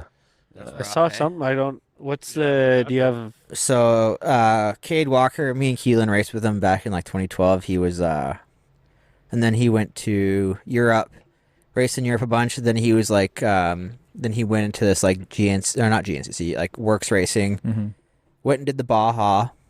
He raced for like a good team too. Yeah, SLR Honda. So yeah, it's Mark Samuel's team. And then yeah, so I guess like as soon as he got the bike, he didn't make it through the next checkpoint. He crashed pretty hard, like really bad, and he was like kind of out. And so the team went and found him, like 45 minutes after he crashed. He was unconscious, and then it took them 9 hours to get him out of there. and he still hasn't woken up. So boy. Damn. yeah, I think there's a. I should probably post the Road to Recovery link on Instagram. But yeah, there is a Road to Recovery link to Dang, support. No kidding. Yeah. But like That's a tough thing, though. Those guys sometimes they're in They're in the- difficult spots, Mhm. but still 9 hours. Like yeah, well, it was something must have gone wrong there. Hey. Yeah, I listened to Mark's Instagram thing, and he was pretty disappointed that like no one involved with the event tried to help get them out of there, and yeah, they basically took them driving down there, and they called 2 helicopters, never showed up. Oh, They were supposed to be there. Jeez. It's such a loose event to begin with. Exactly, Like, yeah. it's just, it's such a risk going to do that. Even my cousin went and raced the 250, and he said it's like, it's a circus. Yeah. Yeah, it's too bad That's though. 'Cause gnarly. Cade was doing really well. I think he won the Won the championship. he won the MX2 champ or whatever Oh, you call it. wow. He won the Kidding. 250 Works in Championship. the NGPC series or whatever. Yeah, whatever. I don't know the ins and outs of that series, but yeah, he was like doing pretty well. And then this happened to him, and man, imagine just being there laying out in the desert for 45 minutes. Oh, Not even God, 45 dude. minutes. It took him 5 hours to even get there to get him back, and it took him 4 hours to get him back. They borrowed Buddy's plane to get him to Shit. San Diego, and it was like, Wow. holy shit, man. But yeah, as of now, he hasn't woken up, and yeah, I mean, it kind of reminds me of like the Dyson Fisher thing that went down years ago, but Yeah. hopefully he'll pull through it. I guess his tough. vitals are promising that he's making progress. So yeah, hopefully he That's good. pulls through. That's yeah, man. I mean, like Dude, fuck. too much shit like that happens. We in see the this- sport. Like Yeah. you see it, It's, you know, you Exactly. see it pretty frequent, but it's like Yeah. yeah. But if you also turn on the news, you're gonna find it pretty much everywhere and anywhere. dude. Like there's Yeah. worse situations. Yeah, It's dude. Like not saying that that's not No, a bad situation, but like exactly. you know, You know, Just you're tough when walking it's to close to work. home. like, Yeah. the risk reward thing. Yeah, you're It's kind just of for me. the balance is For me, it's like, man, we all know way too many people that bad things have happened to, and Yeah. I mean, yeah, it could happen at any point, but man, But dude, you can, you go to the C train station. There's some Oh, sketchy yeah. shit that happen to you there.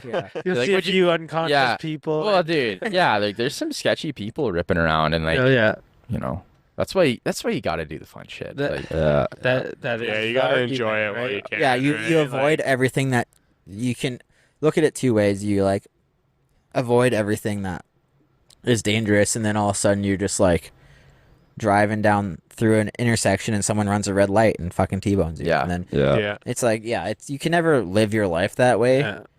but at the same time in the back of your head it's like, man, I'm not gonna go 100 miles an hour through the desert. I know. Yeah. Actually, man, this just made me think of this. There's a shooting yesterday, I think, at Earl's on 130th. are you shitting me? Seriously? Yeah, in the parking lot. wow. It's just everywhere. And, yeah, like Gangbang. Dude, that's like a month ago, I was having dinner there with like my mom. Yeah. Oh, there Yeah. was my God. Just someone got stabbed at Market Mall 2 days ago. Yeah. actually, I heard that. Wait, they're like Yeah. yeah. Kennedy, my girlfriend was there like that day. It was Yeah. or the day before. I'm like, holy shit. wow. Black Friday, man. People want them deals. Black Friday is crazy right now. Yeah. Jeez. I don't think I've ever been shopping on Black Friday. I just Yeah. avoid it 100%. I couldn't don't be want to bothered. deal with it. Can't I be went Black bothered. Friday shopping yesterday and today just to get some house stuff, and dude, it is chaos in the parking lots. Like, Oh, I forget it. couldn't be bothered out. to do that again. No thanks. I'm out. You guys ever seen this South Park Black Fridays? I don't think It's so. it's absurd. You got to turn it on after. We can't post. A little outrageous, but Yeah, a lot of that show is. oh yeah. What are you guys afraid of? What are you afraid of, Sam? What's your current fears? Since we're on, I mean, since we're on the topic of yeah. the risk and reward thing, it's actually kind of a balance that I've been trying to figure out the last little while. Is like, I'm still fit, I can still do a lot of cool things, but at the same time, when do I kind of move on a little bit with the risky stuff and sort of keep going? But then you become gay. Yeah, well, yeah. Yeah, I mean, No offense to the gay folk out there. But I think my biggest fear that I've been worried about the last little while is looking back and not having a full send mentality on a, not just fun stuff, but like everything, like friendships and relationships and all that cool stuff. Yeah. I don't know. Spiders freak me out too. I'm not a fan of spiders by any stretch of Black the widows can imagination. fuck right off. I Tarantulas. thought you were gonna say something else. I'm scared of those too. Yeah. For an inch. Those things scare me as well. Those other cheat word. For an inch. Yeah, no, just Watch us get like so big one day that we're canceled. Yeah. Some okay. triggered. I think it's good triggered. that it's a little niche because we can kind of say whatever. Yeah, we want it's- right yeah. now, all right? Like No one cares. No one that's Nobody- listening to this gives a shit. Yeah. We'll just be huge one day and get canceled. Fingers crossed the CEO doesn't listen to this, but whatever. I don't think he will. I'm gonna send him the link. What are you afraid of? What am I afraid of? Yeah, what are you scared of? I don't know, man. Like, I think it's kind of a daily thing where it's what's right in front of me, I guess, at that time. You're scared of the moment. Living in the moment. No, living too far in the past or too far in the future. Right. There you go. But maybe a little bit of that too, you know, like for myself, kind of well, we talk so much about this identity thing and being at a bit of a crossroads, and especially with probably all of us, you know, like we had dreams and aspirations in the sport or within anything, and then we kind of, you know, move on, and sometimes that's a hard hurdle to get over, and especially for myself, like I didn't hold back on racing, and I wrapped up my entire identity into it, and so it's like where do I focus that passion, purpose, and energy into other things? And that's kind of like a hard thing to sit with when you don't know where to place it. Mhm. And so I always try to figure out, like, what do I pull out of, or what did I pull out of racing, and that, and how I identified myself in it, and it maybe a little bit too, where it's like I like, actually Moff and I joke, he says his dad has a saying, he says, "Don't let the old man in." So like, yeah, That's a good one. like, yeah, That's nice, yeah. have a little bit of a send, you know, or Oh shit, I can see that in a lot of the old guys around us too. They're still even at 60 plus saying, "Don't let the old man in," even Yeah. though the Yeah. knees are gone, the Still hips are racing gone. Super Saturdays, You still know, riding. even skiing, like some of these old guys, like, fuck it. they'll send it skiing or whatever. So that is a nice saying to remember throughout your life. Yeah, I think too, actually, something I've kind of adopted for quite some time is to kind of like what Jared was saying, where it's like you get comfortable being lazy, and you know, like we get into the grind of things, and sometimes we slide off, and when you slide off, you don't want to slide off too far, because then you get comfortable and you find yourself in a place where you're like, man, like, how'd I wind up here? I'm not happy with what I'm doing, or I'm like, I feel like I got no drive or progression, and you're kind of like scratching your head, and it's, you slid off really far, and yeah, like a mentality I've tried to adopt in maybe the past like 5-6 years is just to constantly embrace like this discomfort in anything. And so I've always had like one rule for myself is to do something that scares me once a day. Mm-hmm. And whether it's doing something like that actually is frightening, like physically, or even if it's like making a phone call I don't want to make, Yeah. sending an email that I don't want to make, and I'll just The more you put that off too, the harder it becomes. Yeah. Absolutely. yeah. Yeah. And usually the hardest ones are like talking to the people I don't want to talk to, and it's like, making a phone call, and I'll just be like, fuck it, and then like, Shit, is that make how a you phone feel call. about talking to me?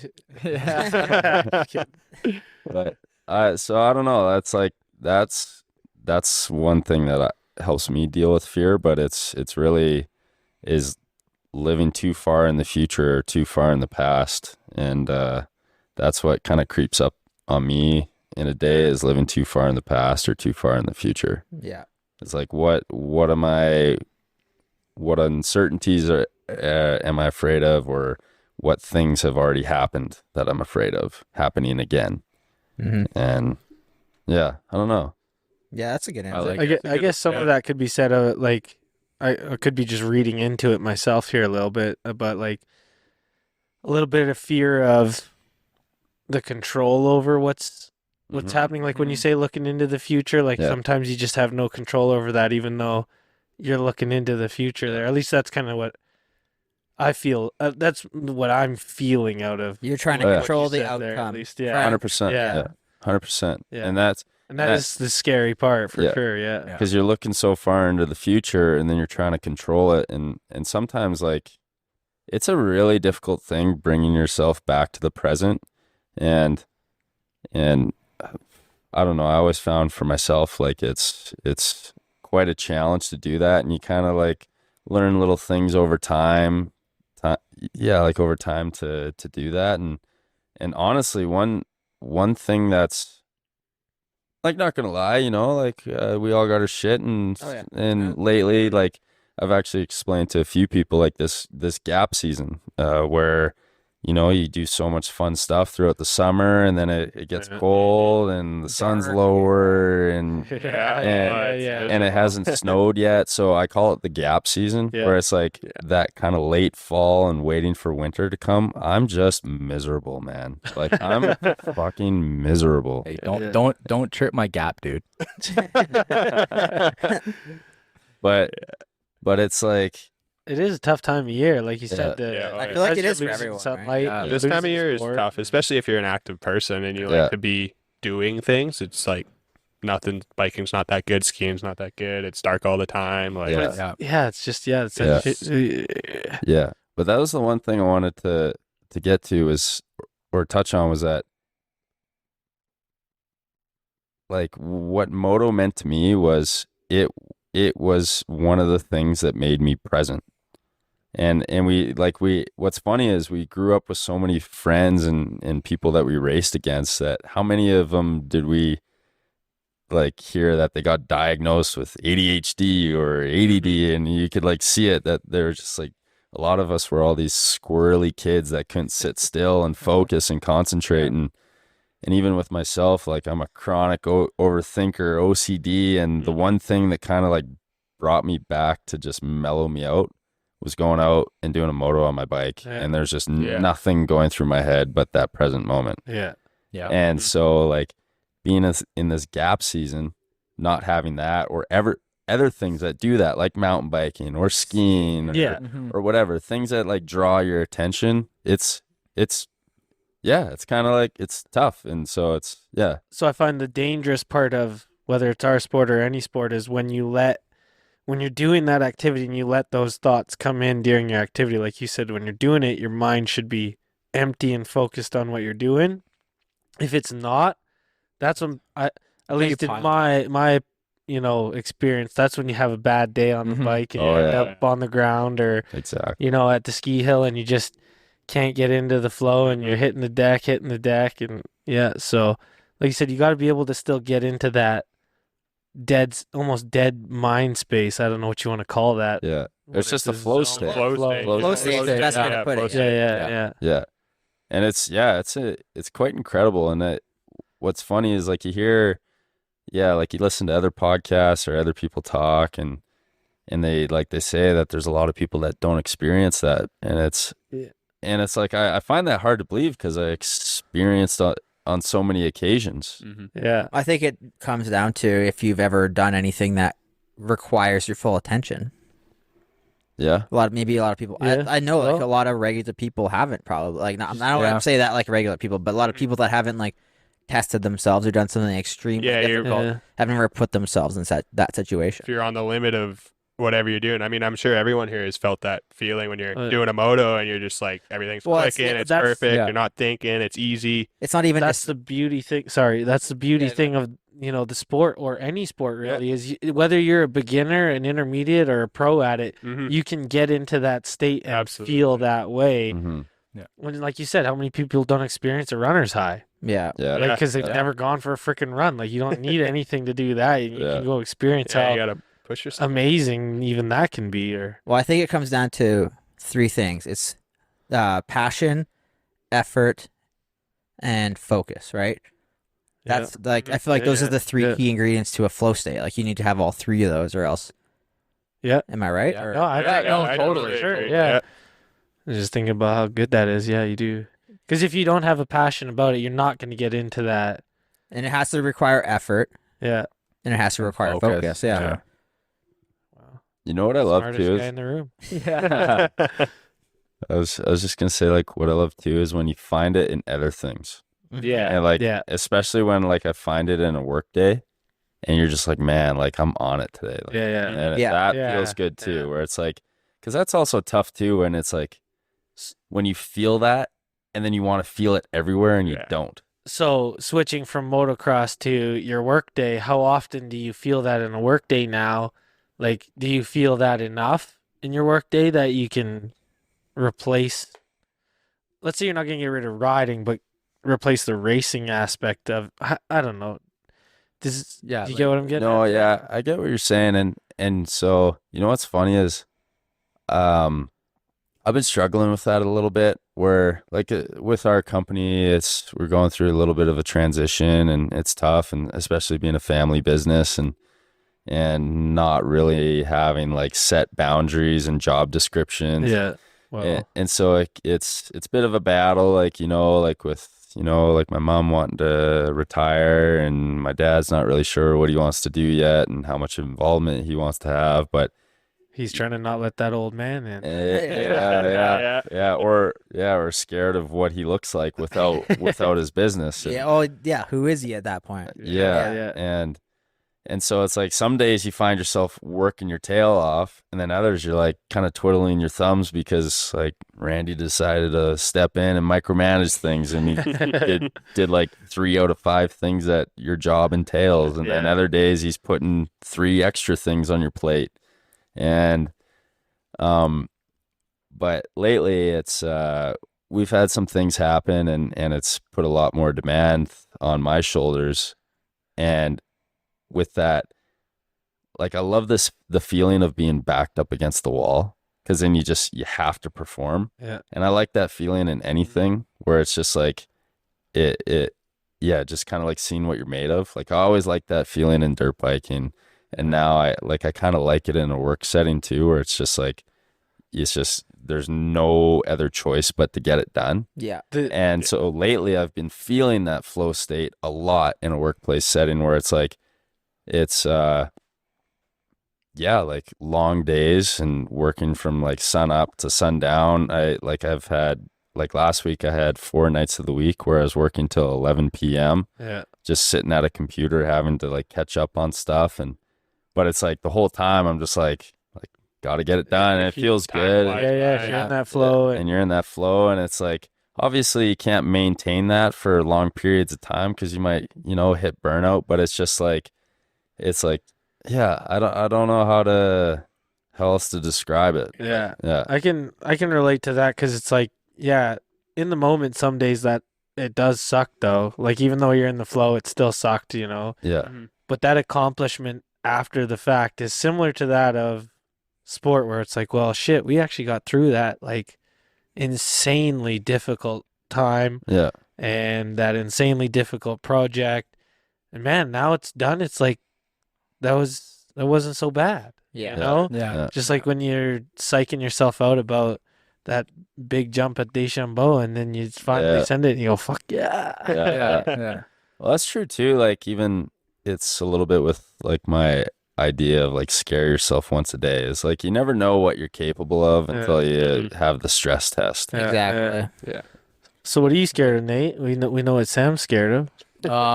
Other than Black Friday shopping. Yeah, No, that's scary. sucks. Yeah.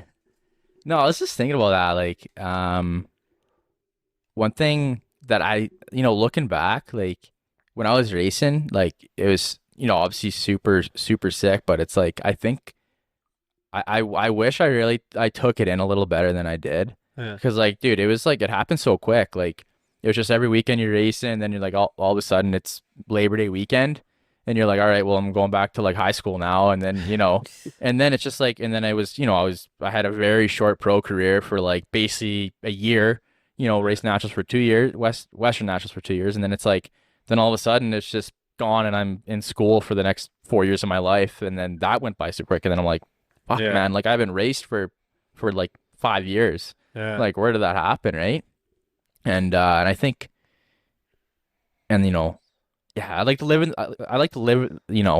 the present a little better, and like missing out on like things, I think, is kind of not really coming up to me, but it's like a little thing when we were in Tulum. It's like, everyone went to the town of Tulum, and like it sounded like it was just a lot of shit happened that night, and sounded like a great time, but I was feeling sick, but even in the morning, I'm like, fuck, I just wish I toughed it out and wasn't a bitch and just sent it, right? Yeah. And I think I'd like to do that a little better. Like Sam's a guy who just like, he's down for literally everything. Like you text him at like 11 p.m. and be like, dude, let's like go to like Pano in the morning. He's like, all right, for sure. He's just like, he's so reliable. Let's go hit Glen Helen Vet National. Yeah, dude, literally, yeah. Yeah. Skippy's loading up the trailer, so let's hop it. No, but like, I like to get better at that. Like, I'm not that, not reliable, but it's like, I'm not that like spontaneous. Is there something at home that's holding you back from making those kinds of decisions in your life, though? No, I think it's like not really. I guess what would really be the thing that would hold Well, me like back? for me, like I feel the same way. Yeah. Like, I used to want to and try to always say yes to doing everything. Yeah, right? yeah. Like it was not always possible, but now I struggle with that because of the kid. Right? Yeah, Like, yeah. so, You got kid, you got bills, you got to work tomorrow. yeah. Yeah, and more of a career going on than back when we were 18 or 19. Yeah, yeah. So those are the things that hold me back from doing it. So it's just why I was curious if there's something. It's honestly probably like working. Yeah. It honestly is like, Sam goes to Moose like 3 times a week during the week, and I'm just like, it's a grind. It's just a grind, like fucking, getting home at midnight after mountain biking. It's like, it's damn rewarding. Yeah. It's Tired. because it's like, but every time you do it, you're like, damn, that was sick. I'm so glad I did that. Of course, But then you're up at 5 going to work the next day, and Again, Where is is it? it, yeah, Yeah, is it it kinda something wears you you can down, achieve but- in the long term, or like, you do it a few times, a handful here and there, right? Like it's still, good and fun. But you start doing that every day, every night, or 3 times a week, maybe it does start wearing you yeah, down. sometimes it, and then you just get kind of burnt out from just, doing everything. But yeah, it's something I'd like to do a lot better, because like, even like just the last few weeks, Sam's been biking and stuff on the weekends, and I haven't been. But like, just 'cause, you're playing hockey and stuff, right? oh So- yeah, See, that's the hard thing, like for myself as well. It's like, how many sports and activities can you Yeah. get involved in before you can't do? some You things, can't right? go play hockey Monday, bike Tuesday, ski Wednesday. Yeah, If exactly. you're choosing something different every day of the week, as fun as that is, Yeah, that's hard to do over like a period of time. Then wait Yeah. till your kids doing sports and shit. Oh, too, shit, right? right. oh yeah, yeah, no, yeah, because there's so many like jack of all trades and master of none, like Right? Yeah. literally Yeah, just yeah. like so mediocre at so many things. But no, it's just because everything's so fun. Like Yeah. literally everything we do like together is so fun. There's limited time in the day Well, to do. I think we everything. all share that kind of common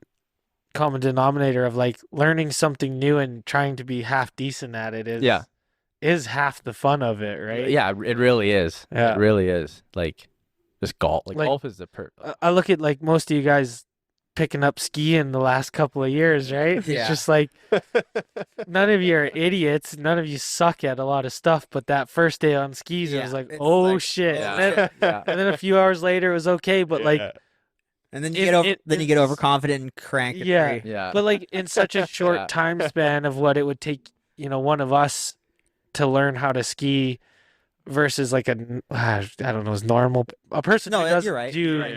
Yeah. all the sports, right? It's going to take them a whole season to learn how to get, their turns going. Well, I think it's just like even like just with moto and mountain biking and all this stuff. It's like you have to adapt. Like even with say Yeah. moto, being like from Calgary, you get really good at riding ruts, and then you have to go figure out the sand. Like you Yeah. don't have a lot of time to figure that out, so you become very good at adapting and figuring out new skills. I think motocross gives you a good perspective on like the physics of stuff, just subconsciously. Like Yeah. we may not be Yeah. thinking about it all the time, but there's so much going on the track when you're standing on the bike, how you're positioned, Oh. what your foot, the weighting of every like Mhm. every last little detail matters on the bike so much that I think that translates over into There's, like, a everything lot we of do. things. Well, I think it just becomes like being aware of your like biomechanics in a way, because Yeah. I just thought of this because I was like listening to Zach Fedechko, Riley's buddy, talking over the wedding there, and he's talking about how he teaches parkour. Like he teaches parkour, and like I think we all kind of take for granted, just like that we're all kind of athletes, that people are aware of like how their body works. Yeah. And then you see lots of kids that don't do sports, and they're like, it's like Can't do jumping jacks. it's yeah, Yeah, it's like yeah. this is like something totally foreign to them, you know? Like, Yeah. well, yeah, you know what I mean. Oh yeah. Can I make a request? Yeah. Can we pause? Oh, yeah. I'm gonna Oh, piss yeah, my yeah. pants right now. I don't want to miss any of the convo. Is it hard to pause it? All right. Okay, so is James Dangerous ever making a comeback? No, well, yeah. I was just gonna say, because you guys like went to Valley Village and stuff and bought those stupid blazers and Yeah. suits all the time. Is it we should have like a blazer night with the boys? Yeah, That'd be, that'd that'd be go, awesome. Oh, like go yeah. buy blazers and go out to the bar. yeah, Dude, that'd be awesome. That'd be fun. We should do a Blazer Valley Village podcast. We're all just like tucked up with the fedora hats or Yeah, something. the fedora. We could get the Yeah. core cap back out. The core cap. Yeah. There we go. Holy smokes! Yeah, that was a hit in Mexico. That thing made Oh, it yeah. home, hey? Yeah, well, I thought I lost it, but I was just too pinned up, and I like threw it like against the wall behind the TV, and it was like in behind the fucking cubby. It took me like 6 days to find it, but No. yeah. You could have drank a fishbowl out of that thing. No, that thing's waterproof, man. Yeah, The thing is, that Did you go thing's swimming legit. in that thing while we were down? Yeah, dude, we were in the ocean. I dunked my head. My hair didn't even get wet. That's Dude, that was so funny when we went skinny dipping. Oh, then the spotlight comes out. Oh, I have never felt more exposed in my entire life than I did the moment we all walked out of the beach and the spotlight comes down and I am buck naked and just this big floodlight is That guy shining on me. That guy had no fucks. He didn't give a shit. If Oh, yeah. Yeah. The security guard I- comes down just straight faced and Yeah, I wasn't there. I searched it up on Pornhub, but I couldn't find it. And then like it was so funny. We like all get out after the spotlights being shined on everybody, and then Jared and Jackie just decide to go. Oh, what's going on? So we got some Chris, I don't know if you want to bother with it. There's a fully charged battery over on that TV. If you want to, I don't know if you care to. We could also just use this camera. We're on deck right now? Yeah, we're good. We just got a little camera malfunction. There we go. Yeah, that was There's a GoPro. Is that one the blue one? Is it got the blue bottom? Grab the other one. The other one's better. The GoPro, actual GoPro one. There we go. Yeah, I think that's probably the problem if I had to assume. Anyways, yeah, skinny dipping. So yeah, Anyways. spotlight. Sam, what did you say? Well, we like all get out. Everybody gets out after we've been like, caught. And then Jared and Jackie just decide to go back in again. And at first I thought it was Todd and Jackie, and I'm like, oh God. And then, but like later I remembered, I was like, oh fuck, that's Jared. And you just look so hammered, just like trudging out into the water, and you and Oh, Jackie are man. just standing side by side, and the light comes on you. And Jackie didn't give a fuck. No.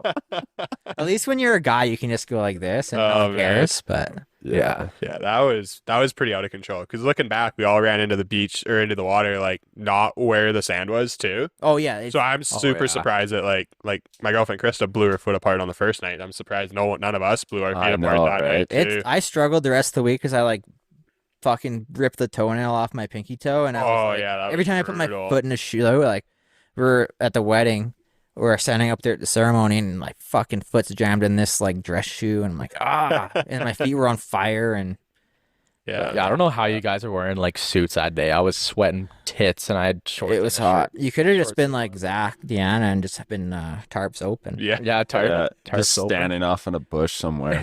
Should Chris? Do we have the capability to cold call Zach, Deanna? Jesus. Oh man. Can we do it, or is it It too might much of a fuck around? It might shut us down. Yeah, fuck it. We'll save it. Might fry all the cables. We might overload the server. Oh, man. Shut down Spotify. Yeah. If that We're doesn't get back. us canceled. We just gotta do the. Do you know how to do it?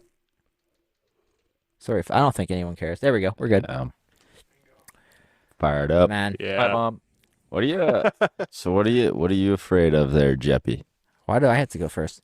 You're going dude. third here. Yeah, third. Or fourth. Fourth. Yeah. I don't know. Maybe being gay. Like I said earlier, not like gay, like in the literal sense, but like being a pussy. Yeah. Be I a see- mom. I see. I gotta be careful because I don't want to like shit on anyone, but I see people that are like.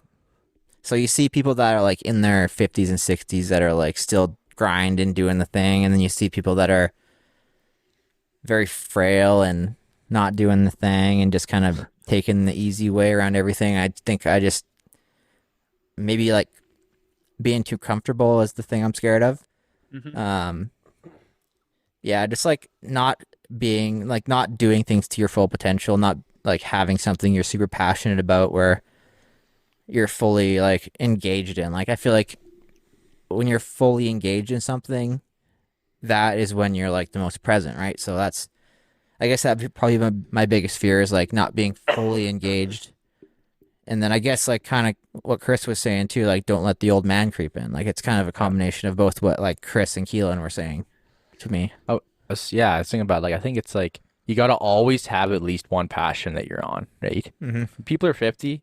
Sometimes people just have zero passion. All they do is they, go to their job, they make money, they pay their house down. Yep. They get intimate with their wife, once a quarter. No, I'm just joking. But like, Well, I'm sure that's true though. hey, but it's like I think you gotta do something you're passionate about. Whether Yeah. it's like, a little hobby, like some people fucking love woodworking. Yeah. Oh, So you just gotta do something. that's again something that you can focus on, turn your brain off, and get into that flow state of Yeah. it's woodworking. I Yeah.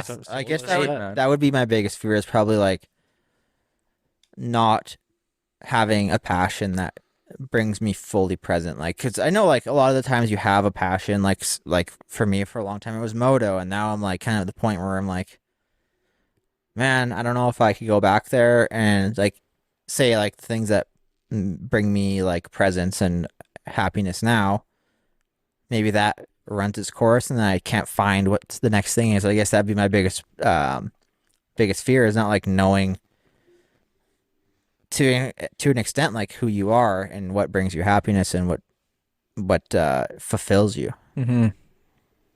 Wow, Deep stuff. that's deep. Yeah, we got to digest that one a bit. Yeah. Scared of comfort, I guess. Well, comfort is Yeah. what is comfort kills. there's a it, I good think. there's a good Yeah. thing. Comfort. I can't think of exactly what it is, but it's something like that. Comfort Well, I- kills or comfort. Yeah, something like that. Yeah, I can't think of exactly what the quote is, but Contentment and comfort. Yeah, you don't I wanna think, be like content. the two Like, being devils in life almost. being content, and that's exactly why I quit my last job because I was content, and I'm Yeah. like, man, I don't like. There's nothing really more I can learn here, and I'm not challenging myself, and it's like going back to what we were talking about earlier. It was like as scary as it is to go into something new where you're kind of like the idiot, and even though you were like super confident where you were before, and it's probably more comfortable, it's like, man, I feel way better about myself at the end of the day when I go somewhere. I'm like, man, I didn't know what I was doing, but I figured it out. Yeah. I think that's how you grow as a person too, right? Because it's all in a roundabout way. It's all perspective, right? Like where is your tolerance line and what is comfortable to you, right? So Yeah. Yeah. Sometimes you just gotta be the idiot sometimes. Yeah, and that's Totally. fine. That's totally fine, right? Like, it's like in the moment you think you're just like, man, everyone thinks I'm a fucking loser and I don't know what I'm doing or whatever. But, and I guess kind of the other thing I'd probably fear the most is lose. I guess it would. I mean, it's probably super. I'm sure everyone could say this, but like losing the people that are most important to them, or not even losing them, just like losing the connection you have with the people that are most important with you in your life. And I feel like when you kind of go through like maybe a bit of a difficult time, you kind of pull back naturally. You just kind of like want to hermit, and then it's not even like you want to distance yourself from people. It's just like kind of what you need to do in the moment, and it feels like you're not like you're pushing people away, but like you're just kind of disconnecting. And I feel like that's kind of scary to me too. But I feel like there's moments in your life where you kind of have to do that. You just like, you don't have the capacity to put the effort in here where you know you need to, you know? Mm-hmm. Yeah. You got to channel it into the right spots. And like you said, maybe sometimes, that means pulling away from some areas so you can put it into a different area, but doesn't mean. Yeah, I guess. Well, I think it's just like sometimes you need to just like, for periods in your life, you need to put all the effort into making yourself better before you can like be your best person, to be either your best friend or your best husband or your best whatever, right? Like your best, you be the best father you can be the best whatever. It's like you can't do that unless you take the time for yourself, and it's kind of like hard to do that in the moment, but I feel like sometimes you have to, and even if you don't want to. Yeah, you do. Yeah. Chris, what are you afraid of? Other than life and life itself, everything, the dust, asbestos. Are you scared of asbestos? That one's got me staying up late at night these days. Adult asthma. Right. COVID. Man, COVID. Yeah, are we still scared of COVID? A lot of the same thing you guys are scared of, like looking into the future, and I guess maybe not just even looking into the future, but the commitment of looking into the future too, like questioning if you got the capability. Could be, I guess that would be something I'm scared of. Do I have the capability of maybe what the future looks like, and sometimes the past will show you either side. Like, you were lacking some capability back then when maybe you had a bit of hubris going on, and then at times it'll show you, you're capable. Why not? Why couldn't you do something too? But I'd say that's kind of this little bit of the scary thing for me, is like either the commitment of the future, because it's unknown. Why do I want to commit to that? Mm-hmm. You know what I mean? Or am I able to accomplish it? You know, I guess my big fear would be a lot of my capabilities. But I think this almost goes back to the same thing we were talking about with like doing hard things. Like, and I mean, it sounds so cliche. Every podcast talks about this, where it's like, doing hard things is like develops your human potential to. Well, just like knowing that you can figure things out, right? Like once you do that a few times in a few different things that you feel like you start off and you're totally incapable, and then you figure it out. It's like it almost translates into making you think that you can figure anything out. If you didn't have those experiences, you would just be a ball of crippling anxiety, because everything is a new, like every day you're experiencing something scary, right? Whether it was talking to somebody you didn't want to, learning something new, asking for a raise, I don't care what come up with the damn thing. Yeah. Mm-hmm. But it's the after effect that is really the rewarding part. So if you can't experience those hardships and challenges, you're not going to have the rewarding part of it. And you are just going to be like a ball of anxiety every time something new comes up, even if it's something simple. Could be like, I don't know, shit, like people turn into a total train wreck at a driving test, right? And it's like, man, you're not trusting your abilities. You're just letting your mind get the best of you. Kind of exactly. overthinking it, right? Yeah.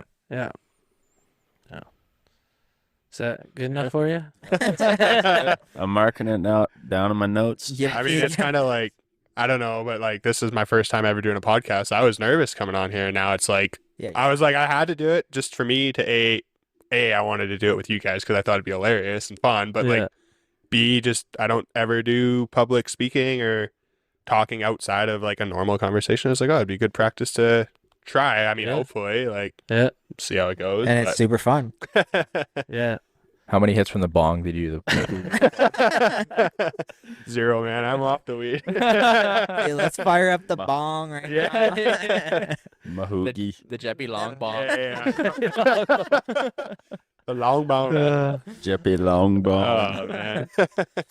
Mahoogie.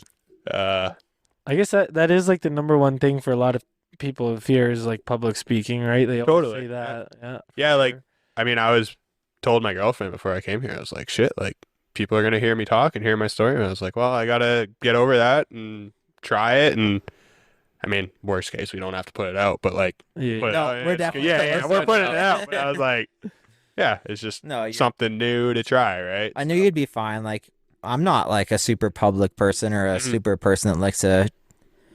Even at like my wedding, I was. But then as soon as you just like get going, you're fine. Well, I think Yeah, sometimes totally. you got to be pushed into that uncomfortable situation, and now you are. You gotta do something know? to start up. absolutely. Yeah. Yeah. No, I heard Sam sing "Oh Canada" in Mexico. So I heard it from our hotel. Or, yeah. That was speaking of public speaking. That was thrown in the deep end right there. Yeah. Tokyo, I- Canada. I put his name Oh, in. man. for it, yeah. I just remember before we went over there, I thought Nate was joking. He's like, "Yeah, I can't wait to fucking go sing "Oh Canada" karaoke night." All In right. Mexico. Then I heard it all, like from our hotel room. I'm like, "Oh shit, they're actually doing." Yeah, "Oh I thought the Canada." guy was kidding. I was like, I heard my name. I'm like, oh, there must be another Sam in the crowd out here. Did you guys do it together? No, I Just went up you? solo and did it No myself. way. Yeah, Nate yeah. was the star of his own performance up there. Johnny Cash. Yeah. I heard that Zach was a good Diana was night. quite the star too. Oh, too. yeah. Showstopper. Yeah. He's coming on the podcast next. Oh man. Is it? That'd be. That's got to be live. Yeah. That'd be wild. Yeah. Yeah. Fueled He's, jet. he wants to rent a rooftop, a patio, or something, and do it there. I'm like, Oh. I'm like, Oh, really? yeah, man, let's do it. Middle I ain't paying for December. shit, but Yeah, that was December. Yeah. probably gonna rent a penthouse suite or something. We could do it there. There we go. Yeah. Pack up all these wires and stuff. Yeah. Oh boy. Who's paying for it though? Not me. Not us. Yeah, that'd be an operation to move this out of. We here. could do it. We did it on the We road. did once, yeah. It was, Oh yeah. We've learned a lot since those days. Mm-hmm. Everything's different now, but I think if we did it somewhere else, we probably have to just bring one camera and just. Yeah. Yeah, we got it now. We know. And it seems like an operation, but like it's kind of everything's just kind of set up. And we That's just what plug scares it. me every time we do this. I got to come over here and figure out how to set this all up. Yeah. There you go. Yeah, we would. I mean, we'd be lost without Chris, so Yeah. it wouldn't happen. Mm. We'd be doing on. We'd be Chris. holding. We'd You'd be be talking on the back in phone. the old days with the Mac and figuring out the aggregate set. Yeah, that was a shit show, man. Garage band. I still have. It those. was GarageBand, wasn't it? Yeah. I still have those shitty old mics too, sitting at my place. Those mics were better than these mics. It's just The digital- soft. It's Only just the digital, software. yeah. Yeah. Software. Yeah. Because we originally had those mics that would just plug into your phone, right? Yeah. That was the idea behind it, but it worked better to plug them into the computer. Then we had the big computer with all the cables, and then Yeah. it just turned into. a Well, the whole big thing. issue is like trying to have two mics plug into the phone, but we couldn't find a wire that would splice Yeah. for the two mics. Yeah. So originally we had just the video. We had the video and the audio were totally separate. So I'd have to go when I edit. I had to I spent hours editing these podcasts. Oh, Where I have to overlay Splice it. audio, and Oh, man. so now it's all at least one file. That's a banana peel. oh, Oh yeah. I don't know who would waste their time with that. Yeah, I did. I spent hours. I would spend hours on it That's per crazy. podcast. And then I would cut clips, and I was dedicated back in the day, Back in the day. back in our prime. Yeah. When we were young and ambitious. We're dedicated once again. Yeah. We're Making a back. comeback. Yeah. Second No. wave. Yep. Even stronger. Second wave Yeah. of COVID, just stronger Yeah. than the first one. You boys looking forward to Christmas? Oh man, Yeah. Yeah. Oh yeah. I'm indifferent to the holidays. I think. Christmas. Yeah. Yeah. Do you guys get time off for Christmas? Yeah. Like I'll probably. I kind of get the week off after Christmas. Yeah. To Shit. Christmas to New Year's. So Not bad. Yeah. oil companies, man, they don't. Yeah. You know, Always they're just like, working. yeah. Yeah, we do the same thing. We'll do the week where work the Thursday and then do a like a company dinner thing, and then we're shut down till Fuck, New you Year. boys gotta harden up and work through the holiday. Yeah, you guys are a bunch of pussies. Jesus, I taking do, a I do week work. off. I do work from home. I log in. I check emails. Yeah. You, I ain't doing nothing but skiing and hanging out. What are you doing for your Christmas party, Sam? We're going to Joey's in Chinook for dinner. Just nice. We'll work like a half day on Thursday on the 21st, and then everyone go home, shit, shower, shave, meet back up for whenever dinner is, and have dinner, hang out, and catch everyone in the new year. Nice. Beauty. So, yeah, good little crew. Just nice dinner. Everyone brings us significant others, and How many beers are you gonna have? it's on the company dime, so as many as I can. order a keg. Order Yeah. a keg. I'm ordering a round of shots. You could get and- bottle service. Yeah. Oh man, we don't need to go down. Oh jeez. Yeah, just definitely no blue shots. So No, Oh, no. yeah. What are those things The called? kamikazes. yeah, Kamikaze. kamikazes. Yeah. Holy. Oh, Yeah, no dice. we were at we went to that teppanyaki place and someone ordered a round of blue shots. Or was it the green shots? Oh, yeah, Sam. Oh, that was me. Yeah. Then I had to do two of them because like I think Chrissy didn't want her shot. Well, I tried to order those blue ones, and then they came out and they're green, and the guy's like, "I brought green ones." So. Yeah, whatever. Well, It still tastes like Oh, shit. on the wedding day, we'd get an order. Sam would order 30 of those. We'd all slam them, and then Sam would be like, "Oh, I need to take a break." 2 seconds later, hey, can I get 30 more of these? Yeah. I'm like, Sam, dude, come on. Man. I honestly feel like it would have been better just to get like straight shots of tequila because those things, Oh, the sugar in they those got- things and the dye and like those I were felt a like nightmare. that. Yeah. Not my brightest moment Yeah, for sure, but No, I loved it. I loved it. yeah. I feel like Sam was the one ordering a bunch of shots at my wedding too. Probably. Jerry. No, No, I was pretty tame at your wedding because that was the day after I cut my nose Oh, open right, with a right. zip Zip disc. disc. Yeah. So you were I tame had the because of zipper that? nose. You were tame because of that? Are you gay? Yeah, dude. I had some emotional trauma going on. I was.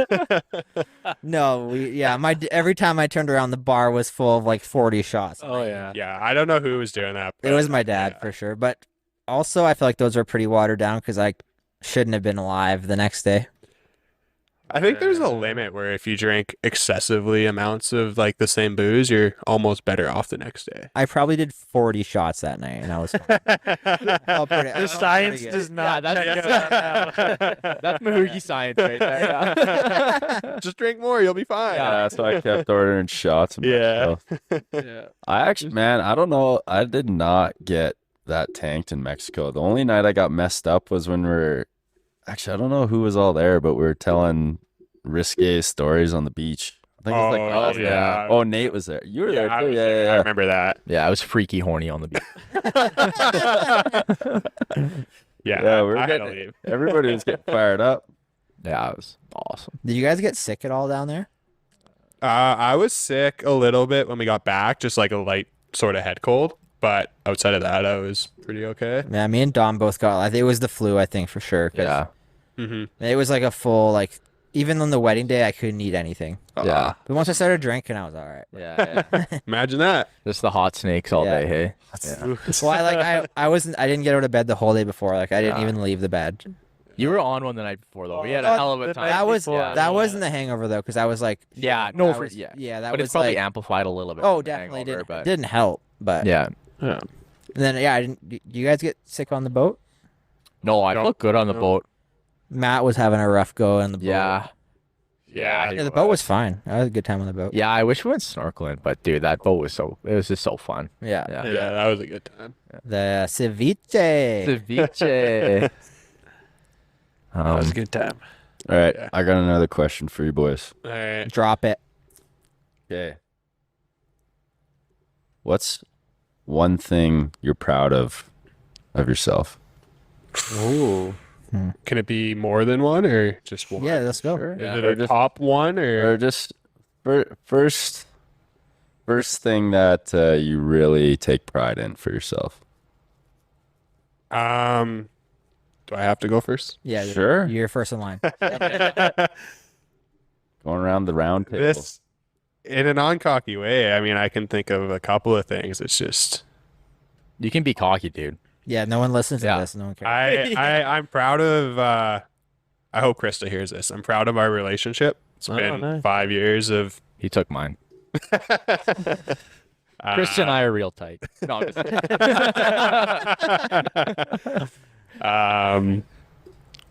Yeah, fuck, that's a tough one. Just keep going with what you're saying. Elaborate. Yep.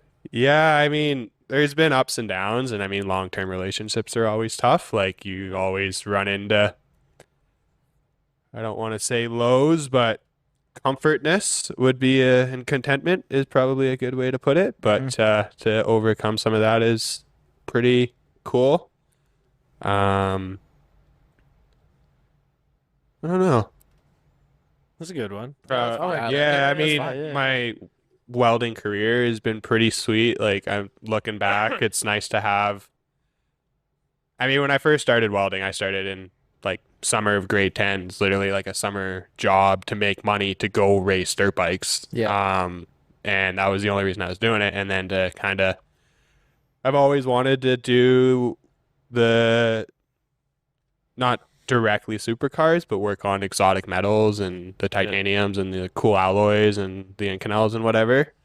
So to make it there is cool. Yeah, just, I don't know, the friends that I have, the life that I live, like knowing all you guys is pretty cool. Like, Mm-hmm. yeah, I don't. That's solid. Yeah, Yeah. I guess like, yeah, just that type of, yeah. Yeah, you don't have to. Yeah, I remember when at your first gig, when you're welding, you're like, really he's just, not frustrated, but he's like, I want to like work somewhere where I can kind of take pride in what I do. Yeah. I remember when Sam, so my dad knows the owner of the place he works at now on Obtainium, and when Sam told me that he worked there, I was actually pretty fired up for him because I knew it's kind of is right in his wheelhouse. So Yeah. pretty cool. Sweet. Yeah. Yes. Yeah, I mean, like I said, Sam took mine. No, dude, like, Our relationship's pretty good. yeah, Proud of him. yes, yeah. Sam and I, we've had a lifelong relationship, competitive. But no, my, Kennedy. It's just kind of one of those things where we weren't looking for a relationship, and we just literally kind of stumbled on each other, and it's been awesome. And obviously, having her family too is like literally like a second family. Nice. It's pretty special. Some people resent their in-laws, and I love them. Like they're just another family which I think is super special to me. Yeah. And then kind of another thing, like it stems down to the relationships and careers, but going through engineering school, it's it's not easy. Yeah. But I was really fortunate to kind of get through it and do really well in it, and obviously have a job that I accepted it, and I didn't really know what I was getting into because you don't really buddy up for the oil and gas industry, but getting into it and working it for a couple of years, you actually I kind of started to grow that passion back that we talked about. You maybe replace one thing with another thing that you're super passionate about, and that's kind of what I feel like with my career. So pretty proud to be doing that, and I guess enjoying what you're doing on a day-to-day basis is pretty special. Not everyone can do that. So Yeah, for sure. yeah, That's awesome. Jippy? Yep. Me next. Jiffy. Yeah. The long shot. long straw. I'm proud of my long straw.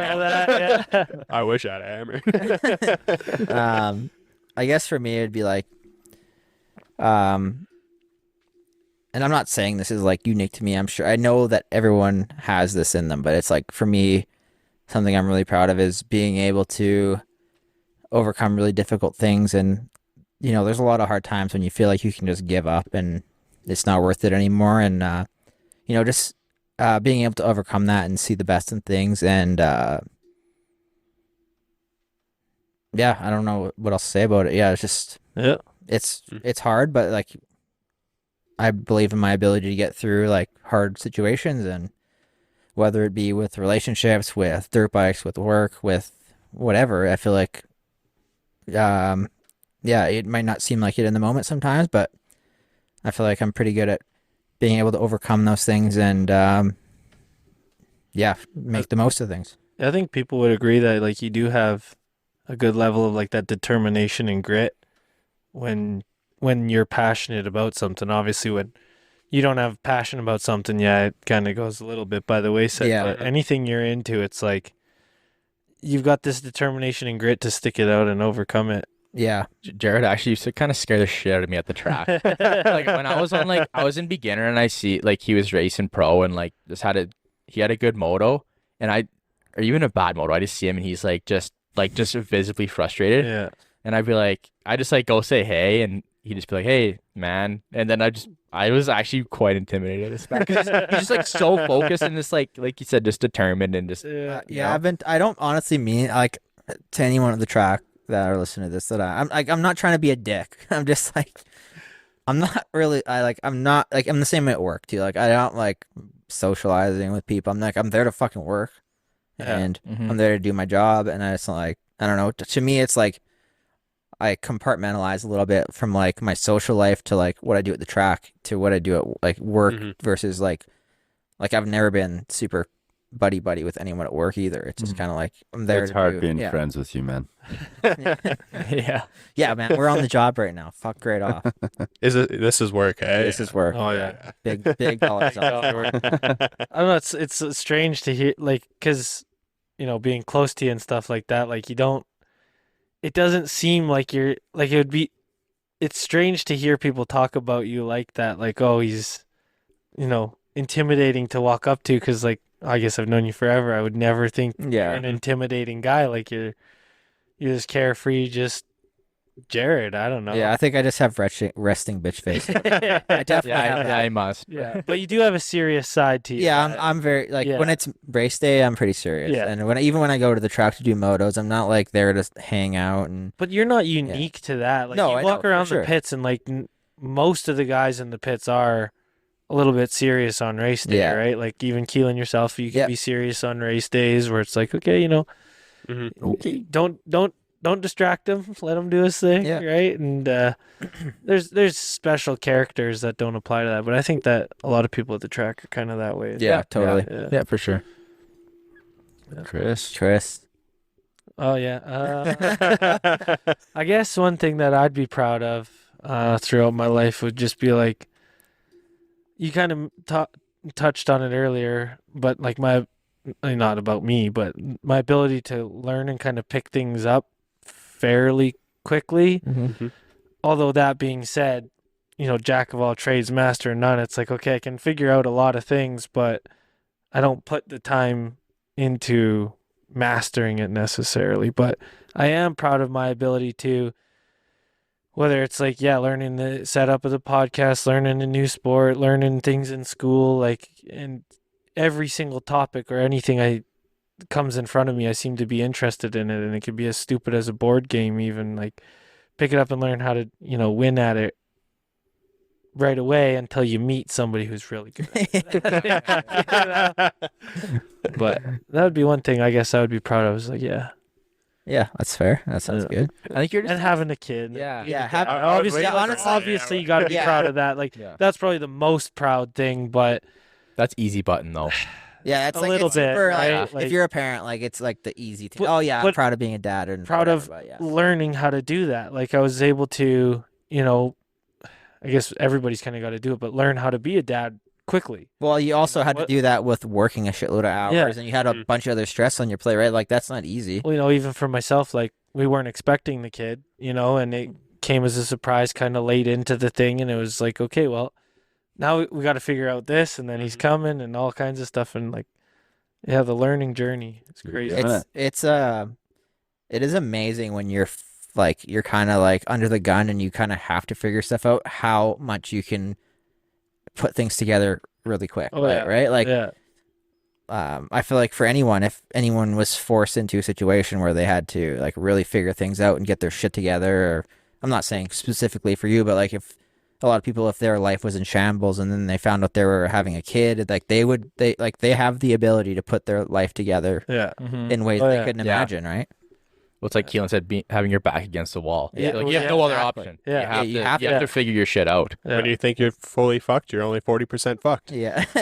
Really. Like, somebody would look at your situation and say, well, there's all kinds of solutions here. Let's, But It's hard to see that when you're in the moment and you're Oh, like, yeah. holy Yeah. tits, man, this is serious. Like, I got to figure shit out. But yeah, people are, I think, none of us give ourselves enough credit for like what you're capable of, I feel like, right? Mm-hmm. I mean, I think I'm proud of all of us for staying out of jail. None of us are addicted to drugs, and like our lives aren't going down that hole. I think that's something to be proud of for everybody, because there's a lot of people in life that I think that's the way it goes. yeah, it's people who didn't have the opportunity to race moto. Yeah, well, that. A little bit. Well, no, it's- But then there's the flip side of that where people get hooked on pain pills, and it's kind of like, yeah, Yeah. man, like That's- you kind of can't like.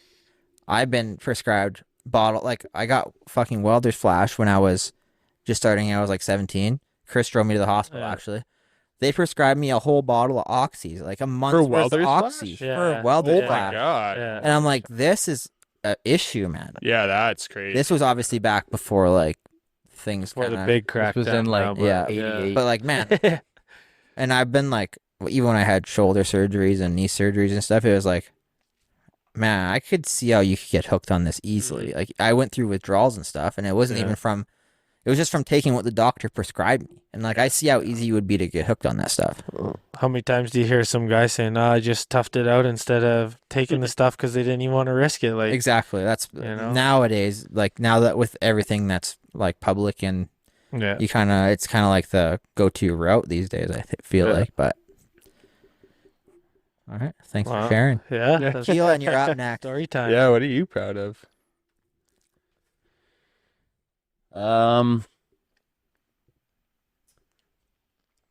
Man, actually, you know what's funny is I kind of asked it, and then, but I was like, because I wanted to know everyone else's, and then I didn't really, like think of mine too much. But, I could see Keylan saying that a lot in school when the teacher called him up. I didn't really think of mine, but I like everybody else's. yeah, I like all your answers, so I'm gonna take those. Actually, the one thing that kind of came to me is at least recently, I've had like a lot of life changes in the past bit, and I think it's kind of like back to your back being up against the wall. You kind of see what kind of person you are and what you're made of, but just with kind of life recently, the one thing that stands out is I'm proud that I've really adopted. Like I've always kind of been a person I've tried to wear my heart on my sleeve, but I've never really been that vulnerable with the people close to me, and I know even like with some of my closest friends, they like it might seem like I'm disconnected or I don't know, distant or whatever, but at least recently with everyone that's close to me and that I, hold near and dear and that I love, and just really adopting this honesty is the best policy mentality, where it's like, I mean, like I've had a lot of things fall apart on me, and then some things materialize, and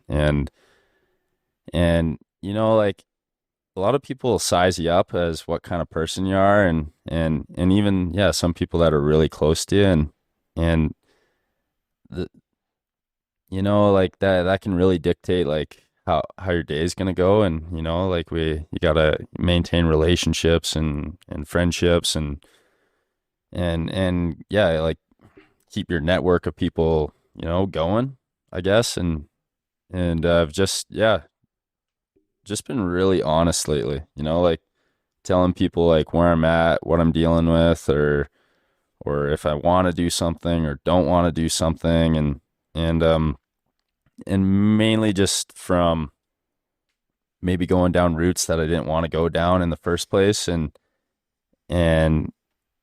realizing if I would have opened my mouth, I probably would have been better off, instead of just like kind of keeping my mouth shut and letting it. Trying to like avoid a conflict or something like that. Yeah, and that's oh, sorry, I was Chris. gonna ask, are people around you kind of Do you find there's any pushback to you being honest? Like, is it, or has Well- it been pretty positive? Well, what's funny is like there's usually more pushback when it's like if I've, at least in the past, is if I've kept my mouth shut Mm-hmm. and then People don't know exactly where you stand. Yeah. Mhm. exactly, and then it's like, and then if my actions don't line up with where they think it's going, then they get frustrated. Whether if it's with a family member or a partner or a friend or anyone really, and yeah, I've always been a person that's struggled with having conflict, and I prefer to keep an even keel with people. But I mean, like if there's good people in your life, they're there for a reason, and I like to believe that good people attract good people, and They want the best for you. yeah, and I think if you just be vulnerable, they'll level with you, because like they're human too, and like I've like kind of been a person that's afraid of consequences, and like yeah, just the conflict that comes beforehand. But yeah, just lately, just really taking a honesty is the best policy approach to things, and yeah, like even like for example, like Chris and I aren't super close, but the other day we kind of, it was only a short few text messages exchanged, but like talked about something that kind of opened the door with like us, or just like our entire friend group, like Yeah. and it's kind of like it, I don't know, it's like we all kind of struggle with the same shit, and it's easy to let things just kind of, I guess, fall apart without opening your mouth. Yeah. I think I know exactly what you're saying. It's like sometimes it's very hard. It's easier to put on a persona than to be your authentic self. But being your authentic self is gonna allow for more connection.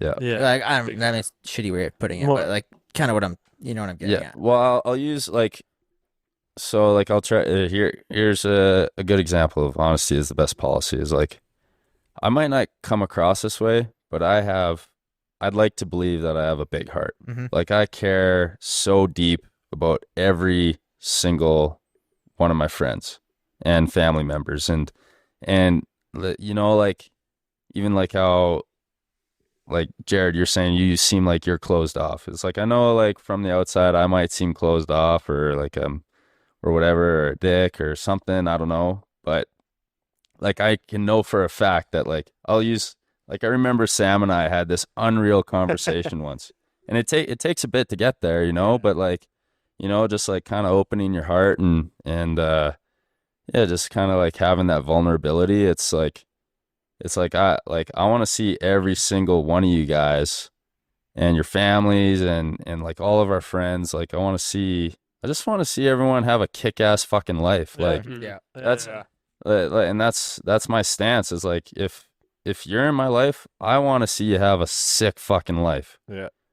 And that like one day we're all like old boys sitting at A&W, just like talk, like shooting the shit. Maybe there's a microphone in front of us, maybe not. But just like stoked. Like it's yeah, like we're just looking back and have stories, and we're just grins on our faces, like slamming back a greasy hash brown from A&W. And Burnt ass black coffee. yeah. Stogies. Yeah. Stogies. Well, yeah, it's like and like for me, that's an example of like honesty is the best policy, and it's just like having an open heart. And I'm been lately proud of myself of just being like, like this is me. If you don't like it, like then you probably don't belong here. Yeah, in the there's no first point place. in faking it first, like have a I don't even know what I'm saying, but like try to like have a closer relationship with someone that doesn't align with you, or Yeah. you just be yourself, and the people that are going to be in your life are going to be in your life. Yeah. So yeah, I don't know. That's me. Like That's all, and yeah. it's Yeah. like, yeah, I got lots of stuff to be, I suppose, like proud of throughout my life. But lately, that's just been one where I'm like really trying to adopt that mindset where I just, yeah, like just no filter and Yeah. no shade, no curtain. Yeah. Well, I feel like Good this, policy. like the physical accomplishments in your life are in a sense easier to accomplish because there's like one thing that you can just like fixate on and you can reach that goal. Like, if you do X, Y, and Z, you can reach that goal. With like emotional stuff like that, it's way more complex. And it's like there's so many other variables and knowing who you are and all that kind of stuff. It's like tangible and intangible. You need to know who you are at your core when you can kind of be a really good dirt biker and not really know who you are, Yeah. True. That is true. You know what I mean? No, I'm not throwing shade or anything at anyone, but no, you definitely can. Yeah. Yeah, I think that just goes with being honest with and like open a little bit, because like I'm guilty for this and I know I am. It's like if you have a bad day or something, you come home and you just kind of mope around. You don't say anything. You don't tell your significant other. You don't tell any of your friends. And you just like come off as ghosting them and just kind of as like a bit of an asshole or a dick, I guess. Right? And I see that. That's something I do that too, but I don't think it's not like I'm trying to. It's just like sometimes you just like, man, I got nothing left today. But I think that's where you like, I've been trying to, but like if you get home or before you get home, you at least like let the person know. And then at least when you're home and you're distant or whatever is going on, you can at least like, there's more of an understanding maybe. Yeah. It's not like is he pissed at me? Like what's going on? Yeah, there's just none of the subconscious or the little petty stuff, right? You try to for sure. upfront that right away. It's like when your girlfriend leaves the toilet seat down. That's what frustrates me. The audacity. Ruins my fucking day. I gotta pick that thing up. She just assumed my gender, and then I had to sit down. Nah, I just pee with it there, anyways. It's just a nice tight target. Let her clean up the splat. All right, actually, I got another question. All right, let's go. All right, so we'll go the other way in the circle this time. Okay. Yeah. Okay. Yeah. Sam doesn't want to hit me with your best shot. Yeah. Okay. Try to fuck me up. It ain't gonna happen. Are we still recording? I'm gonna make sure we're still recording. Yeah, we're going. How long we been into this, bitch? We're 2:23. Let's so go. All right. All right. Deep into this. Okay, so I guess this is the flip side of the coin. Is what would you consider your greatest weakness? Ooh. I've been trying to work on it, but I would say probably like that, I don't know if you want to call it temper or hot-headedness or not letting the moment affect you so much and like try to relax and let it just be. Does that make sense? Like I used to want to get into it about everything all the time.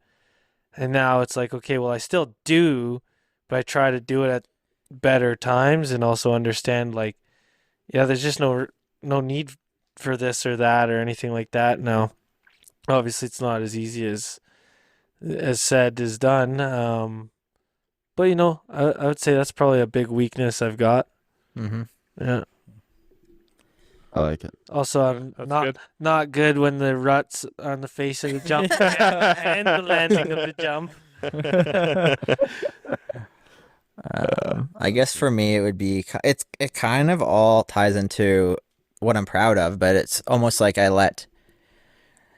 I hit a certain situation where it gets me down, I kind of let it get me down too far, but then I'm able to, maybe that's part of the process, right? Like just kind of like being down and processing it so you know the direction on the way out, instead of like some people can just like, they have a shitty or whatever, things get them down, their things aren't going their way, and they can just like kind of be like, I feel like I really take that on my chest, but I almost feel like that's just part of my process of how I deal with things and how I figure my way out of things. And it's not like I get down for too long. It's like I can be like kind of in my shit for a bit, and then I can just like be like, okay, I can't stay here. I gotta figure my way out of it, I guess.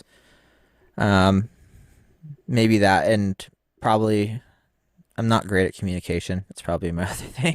Yeah. I think that's hard for a lot of guys. Yeah. Well, it's like I don't like texting. I don't like calling on the phone. It's like that's I would say that's, Texting is my nightmare. I hate it. Yeah. yeah. Sam texted me twice yesterday. I didn't reply. Yeah. I feel like if you got something pressing, just call him. Yeah.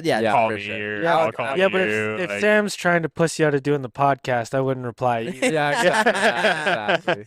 No, this is trying to go biking, I think. Yeah. Yeah, you're just wanting to go biking. Yeah. I was looking for friends, man. Even though I told Sam like last six times he asked me, my wheels fucked. So But you rode Dom's bike when we went around the reservoir, Yeah, so there's I'm that not- option. I'm not worried about talking when we on the res loop. So. Yeah. Being too handsome and too smart. Too damn good at your Too job. damn Too good of a smile. No, Sexy. no. Jokes Sexy. aside, no. Honestly, like the first thing that came to my mind, I think was communication. Like Jared said, like Yeah. you know, when I was younger, I'd be on my phone all the time, and like as soon as in the last like probably 3 years, I'm like, this is such a waste of time. Oh, yeah. Like Yeah. just on social media and all that stuff, and like I used to care about that shit, Yeah. and now I'm like, I don't care about it. It's almost a bigger waste of time than being on this thing. Yeah. No, and like I think like not even just like texting and stuff. No, I honestly think like just communicating like emotions and shit too. Like with the significant other and stuff. Like a dick. Yeah, I think that was kind of a weakness of mine, and I'm for sure getting a lot better at that, and like, and even just like I don't talk to my parents that much because we're both busy and shit, but it's just something that I really like, and even my grandparents, like, they're on the back nine, and it's like you really, I think you got to talk to them more than I think you do, and I think you kind of people our age, you're kind of grown, just you're going into adulthood, you're busy kind of getting your feet under yourself, and I think you gotta keep in touch with your parents and your grandparents a little better, and Definitely guilty of that myself. yeah. I also feel like going on to the communication thing, it's like we've all learned how to communicate over text, but it's all very surface level, right? Like, Oh yeah. and everything, like even if you do try to get more than the surface level on text message, it's like it can be interpreted a number of different ways. Yeah, oh yeah. It's like we lack like face-to-face contact, Totally. Yeah. kind of, right? Like this is why this is so great, and like we're all having a great time. We don't do this all the time, right? Like no one's had their phone except for Keylan, and no, but you guys know what I mean. Like, I feel like we've all become like very surface level in our communication just through the nature of texting and how like people communicate these days. Yeah. I mean, without saying the communication that we all talked about, I mean, I definitely struggle with, I guess the opposite of what you said is like being honest. I'm very bad at being closed off if I've had a rough day. And I just like don't say anything and just kind of muddle around a little bit. Yeah. But I think my biggest weakness is I try too hard to do the fun things when I don't always need to, where it's like I'll work every single, like I got to get better, I think, at balancing time outside of work and play, where it's like make play a little bit more Casual.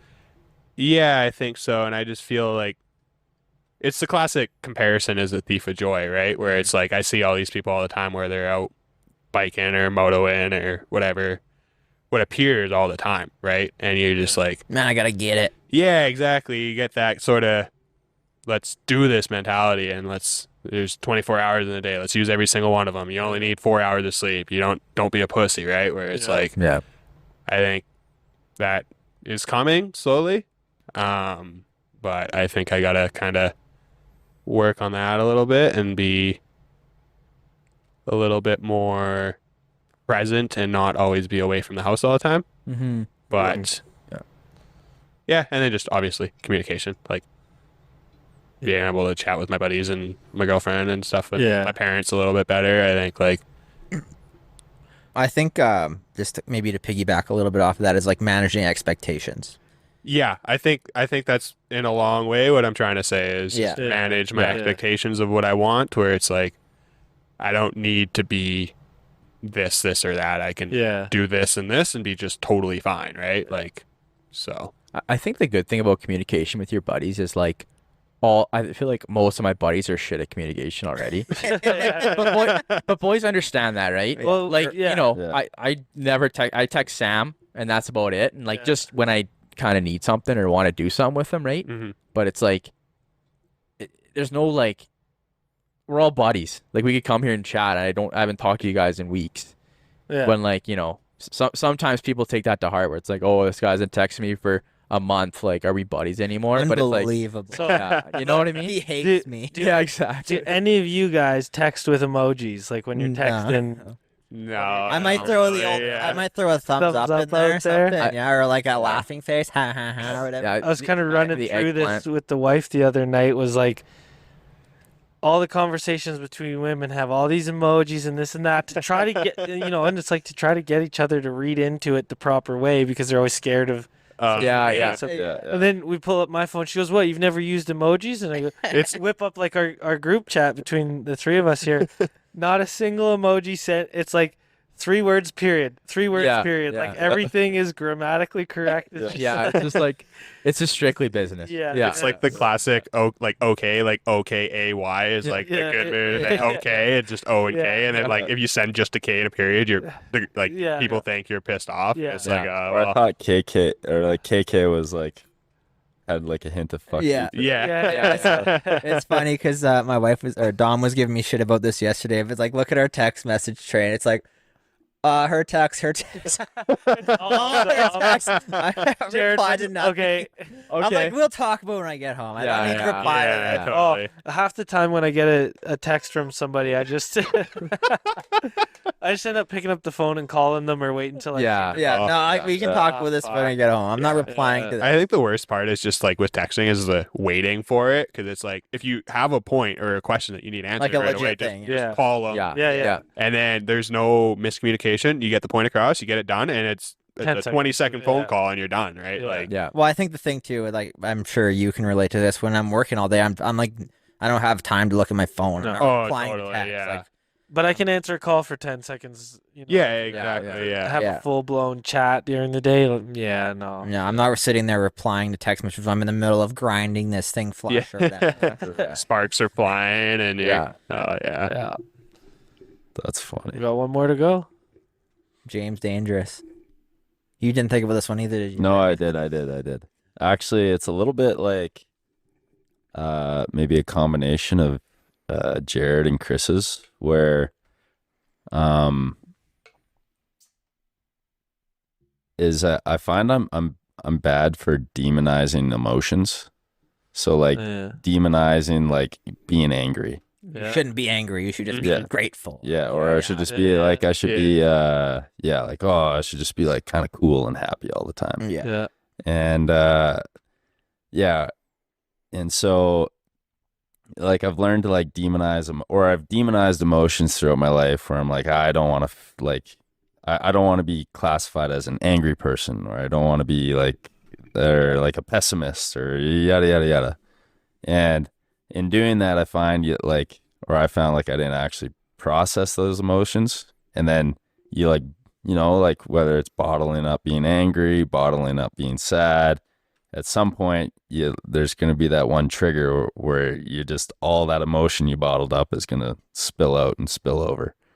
And so like slowly, I don't know, learning I'm bad for it, but learning how to like actually like deal with it at some point. Well, your Or- emotions are there for a reason, right? It's not like you're having these reactions for no reason. Yeah. And it's funny because it's like we put up actually happy's not, I guess it's like it's not really an emotion. Like joy is an emotion, but like being happy is like a state, I guess. Yeah. But we like put it so high up on a pedestal that it's like, whoa, like what makes you happy? What makes, in that we focus so much on it that we neglect the fact that we're going to be all these other things at some point too. Yeah. And so I don't know, I'm bad for that, where I'm just like, I don't want to ever deal with those emotions, that I just like kind of close them off. And so I don't know, trying to learn like when to allow them and deal with them or let them flow. Try to do it on my own time. Like, I don't want to just like blow a gasket in front of somebody and be like, well, it's hard too, because no one will, it's not like a comfortable thing, but you kind of you can't just like, if the more you push it off, the more it's going to just bottle up and blow up, right? Yeah. You kind of have to deal with them at some point. And it's just, I guess, learning how, like, what's the best way of processing or dealing with those emotions. Yeah. Yeah. And it's actually that's the hardest part, is like, what does that look like? And how do you like to me, it's like, I'm a very like kind of black and white kind of guy. And I'm like, well, like, okay, I'm angry. Like, how the hell should I be angry? Like, do I just, like, what's that going to look like? Am I going to like go like fucking yell at somebody in a parking lot, or Full Kyle, or yeah. grab Yeah. a monster, Yeah. rage out. Yeah. Throw my macchiato at the barista or something, like, or just like go hit a punching bag for half an hour. Like, I don't know. And so, but I've like been thinking about this concept of flow, like letting things like go full circle, where it's like, you experience, feel, deal, accept, and then it comes back around. I think thinking of that, thinking of it in like that kind of way is good, because a lot of the times when you're like mad or angry, you're like, man, this is just, I'm just like, you have a hard time seeing your way out of it. And it's like, man, this is just how it is. Yeah. If that makes sense. I don't know if that makes sense, but. Well, actually, I was talking to somebody recently about this concept of like, because like, yeah, I mean, we talk about how like we're like the primal days, and we're a primal creature, and you know, like in the grand scheme of things, we haven't evolved too far away from that. And they were talking about how like animals in the wild, where it's like because we have parasympathetic states, sympathetic states, and animals in the wild, when so like like a lot of the time dealing with emotions is and especially the stressful ones, it's a fight or flight situation. We deem it as like it's like it's a trigger for survival and whatever, and but with animals in the wild, they have a stressor like from a predator, they're the prey, and they change from a fight or flight, and they basically, when they get around from their cycle to become full circle, at the end of it, there's some sort of like shake, or I've heard about like it's almost like a dance thing. Yeah, where like the animals, like it's like they like shake off the emotion, like it's like the emotion, or like this like the exhale of some type. Where like it flows through them and then they let it go. Yeah, and it's like a lot of these prey animals, they'll have like a shake at the end, and so even like I find where it's so true, where it's like, if I'm like just got this energy and you know, you feel pent up, and you're pent up, it's like you kind of gotta like go move or something, or go for a run, or even like I had it not too long ago where I was just like had a little stretch where I was just getting so pissed off and furious and frustrated about shit, and I hadn't really like been active or doing anything for a while, that I went and did I just did like a quick gym workout, and by the end of the workout, I was just angry. Like it was like it was almost like the emotion was like through the movement, and you know, like doing like moving weights around, it was like the anger is like bubbling back up. Yeah. And by the end of it, I was just like fucking pissed.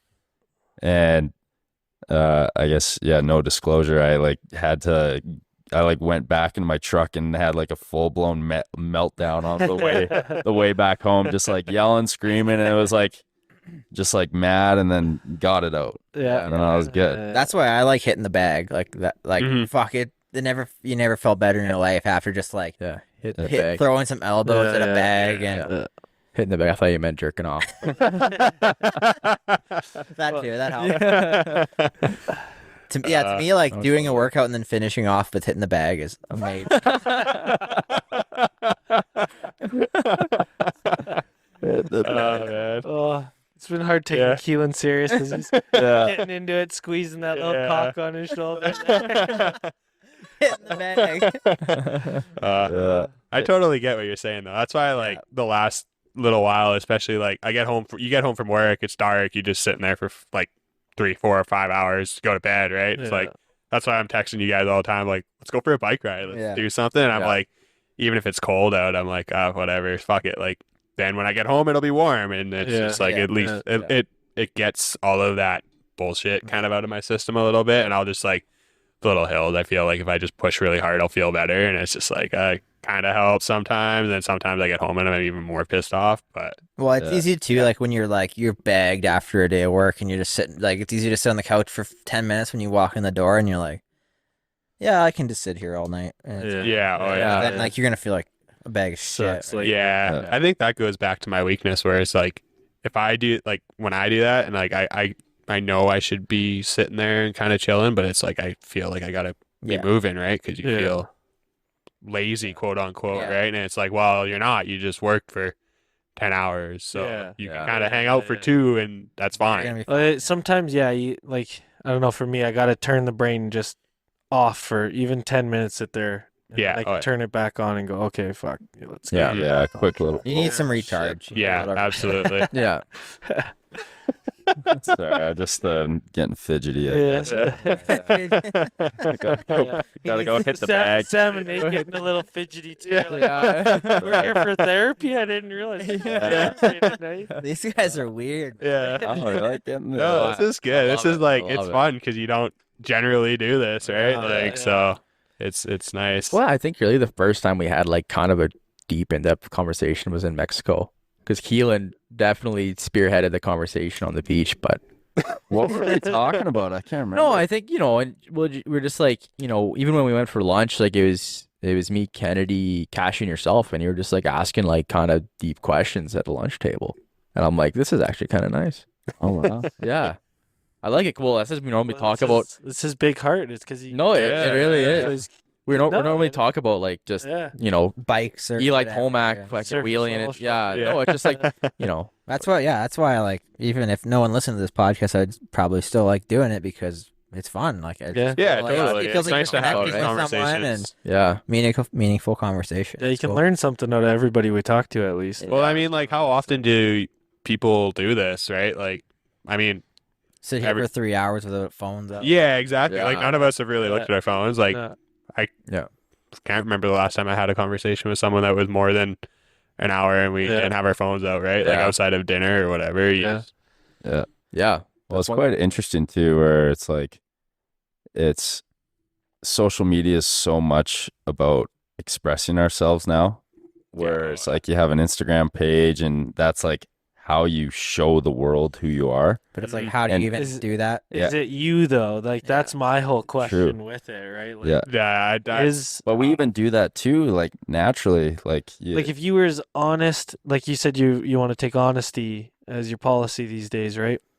If you were as honest online as you are in your real life, would you be posting a lot more to show, okay, here was this good thing, here was this bad thing, here's my boring ass shit that goes, because that's what you'd have to show. Like, this is me. I have this good shit, I have this bad shit, and I have this. I feel like nobody wants to see that, of course. So, is it a true display of who you are? And true, yeah. And I guess well, it's funny because it's like, actually, I'll do the best I can to like loop this back around. But I heard somebody say a few months back that you can view things in very simplistic terms, where an interaction is either an expression of love or a cry out for love.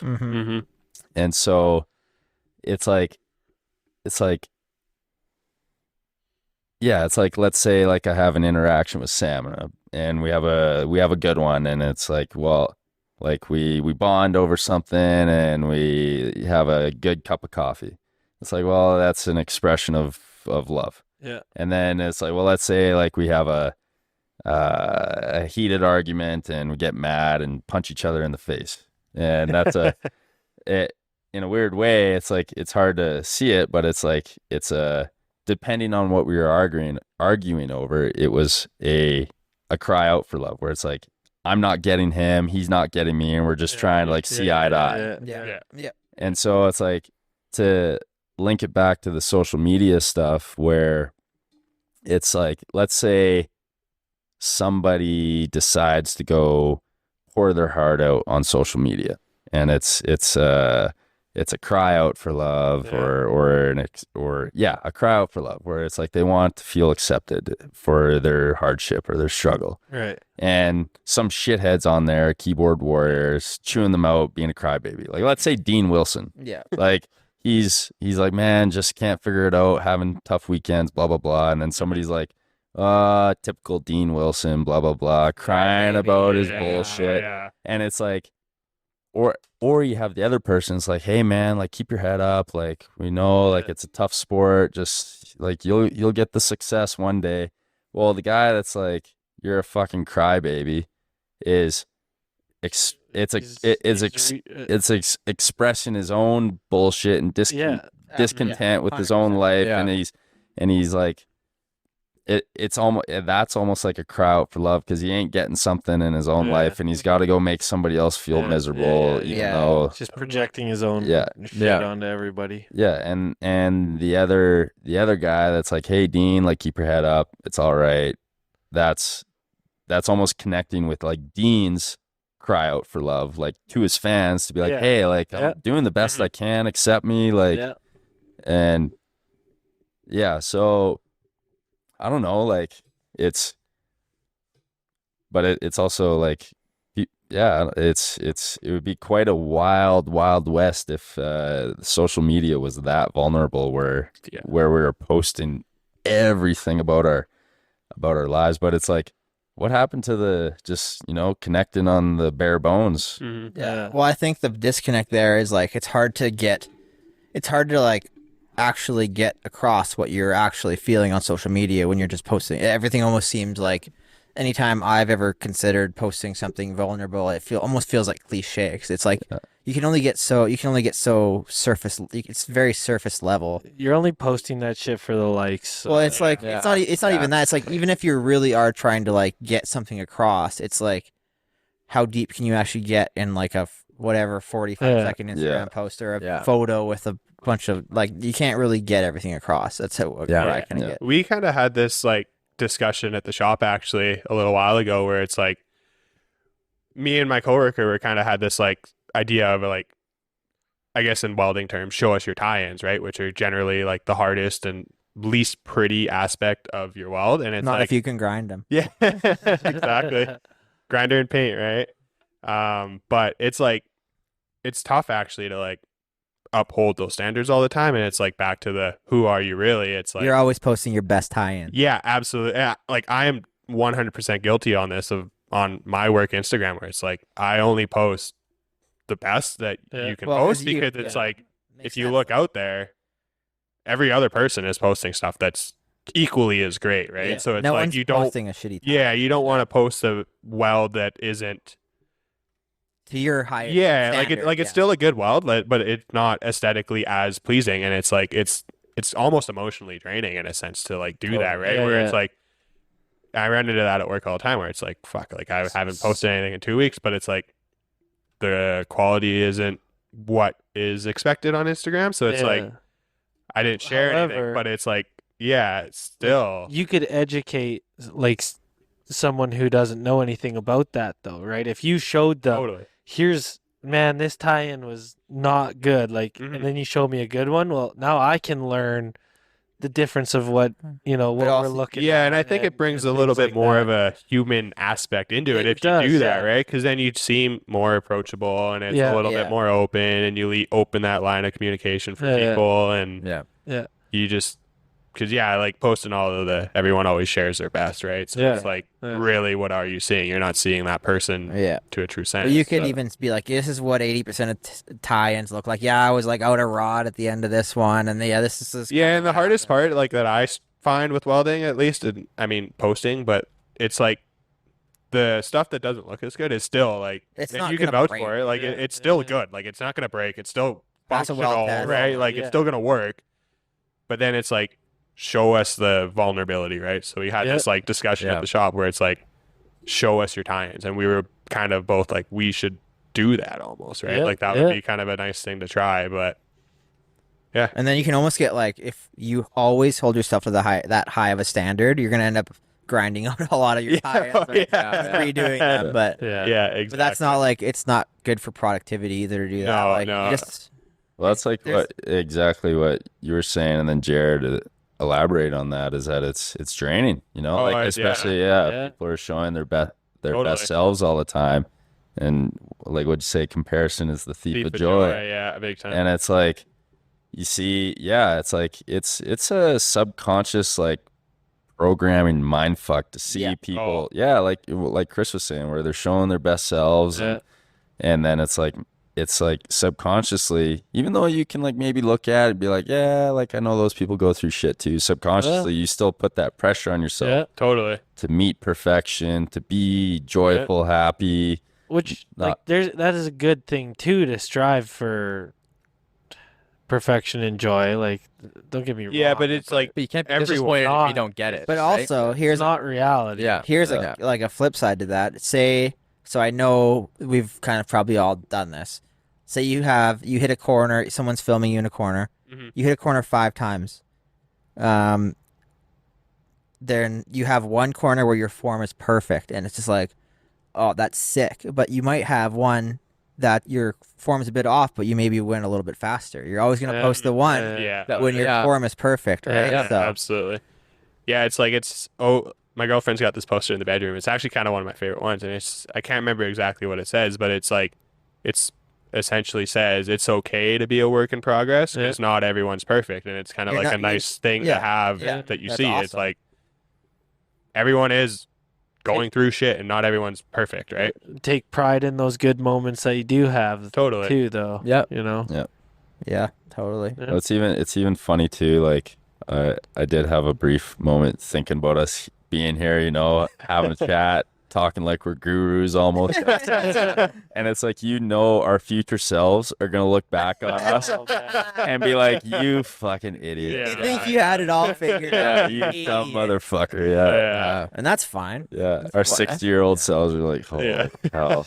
Like, why did these guys even think of that? And then 80-year-old selves feel like, you fucking moron. It's all a perspective on what you know at the time. So but that's the thing you don't know what you don't know, right? And it's exactly that. That's like, actually you don't know what you don't know. Exactly. We're doing the best we can with what we got. Well, I really like that quote. I feel like that should be the title of our podcast here. It's okay to be a work in progress. That's true. That's awesome. That's really Motopod cool. turned into a therapy session here.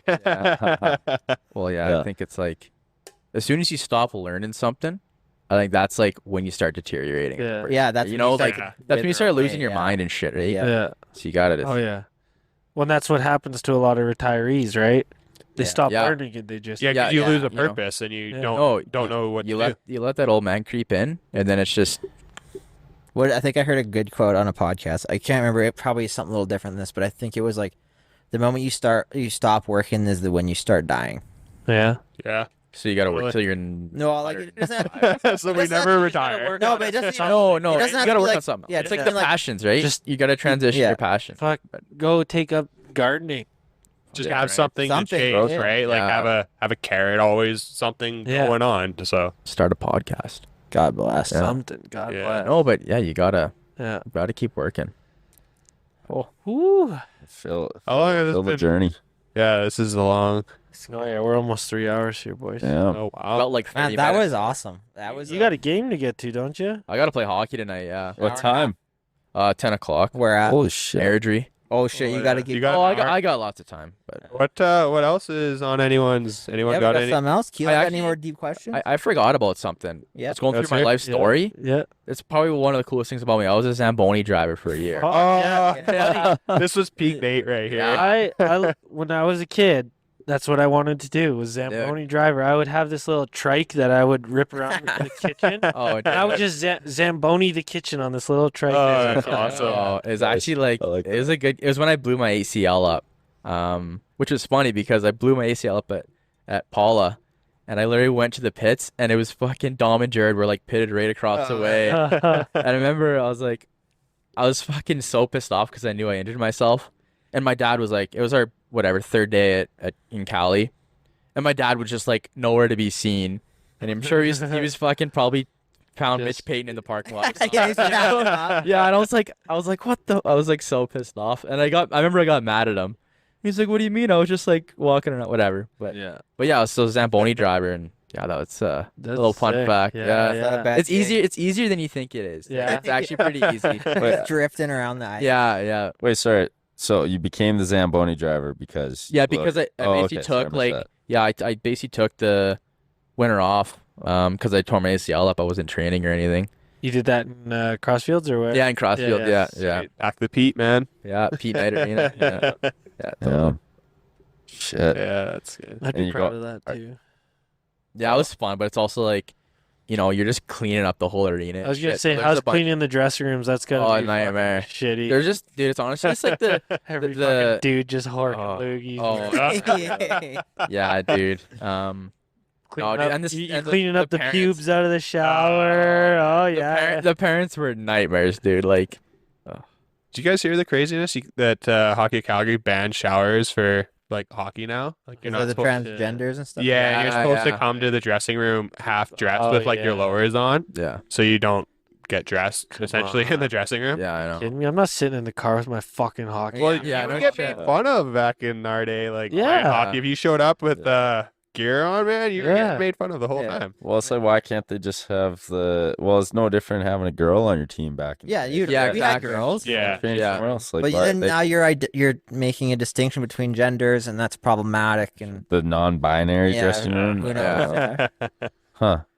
Yeah, Wow. it's getting wild. That's Yeah, crazy. it's a wild It's a world. crazy This is- world. We're in the Wild West right now. For There's sure. a lot that could be said about a lot. Yeah. We should That's probably true. not get ourselves. No, yeah. We say that every time. We should probably, even though we want to. And then we'll get into it. Yeah, Yeah. Yeah, well, Yeah. We're just comfortable bashing on the gays tonight. That's Yeah. Gays have thick skin at least. yeah. yeah. They can take it. Oh man. Gays are fun. Yeah, I like gays. Yeah. Nothing against gays. No, Yeah. nothing. leaves more chicks for the rest of us, right? Now they're transitioning. So who knows? What do you do? All right. Yeah. Thanks, Right boys, on. for being Thanks- here. thanks That for Yeah, having thanks us for on, having boys. us, boys. That was fun. a lot of fun. God bless. God bless. Just disclaimer: we love gays and trannies. Everybody. Want Like, that on the record. We love everyone. personally I have a big heart. I love all of them. Everybody love everybody. Yeah. ELO or whatever it's called. ELE. Yilly.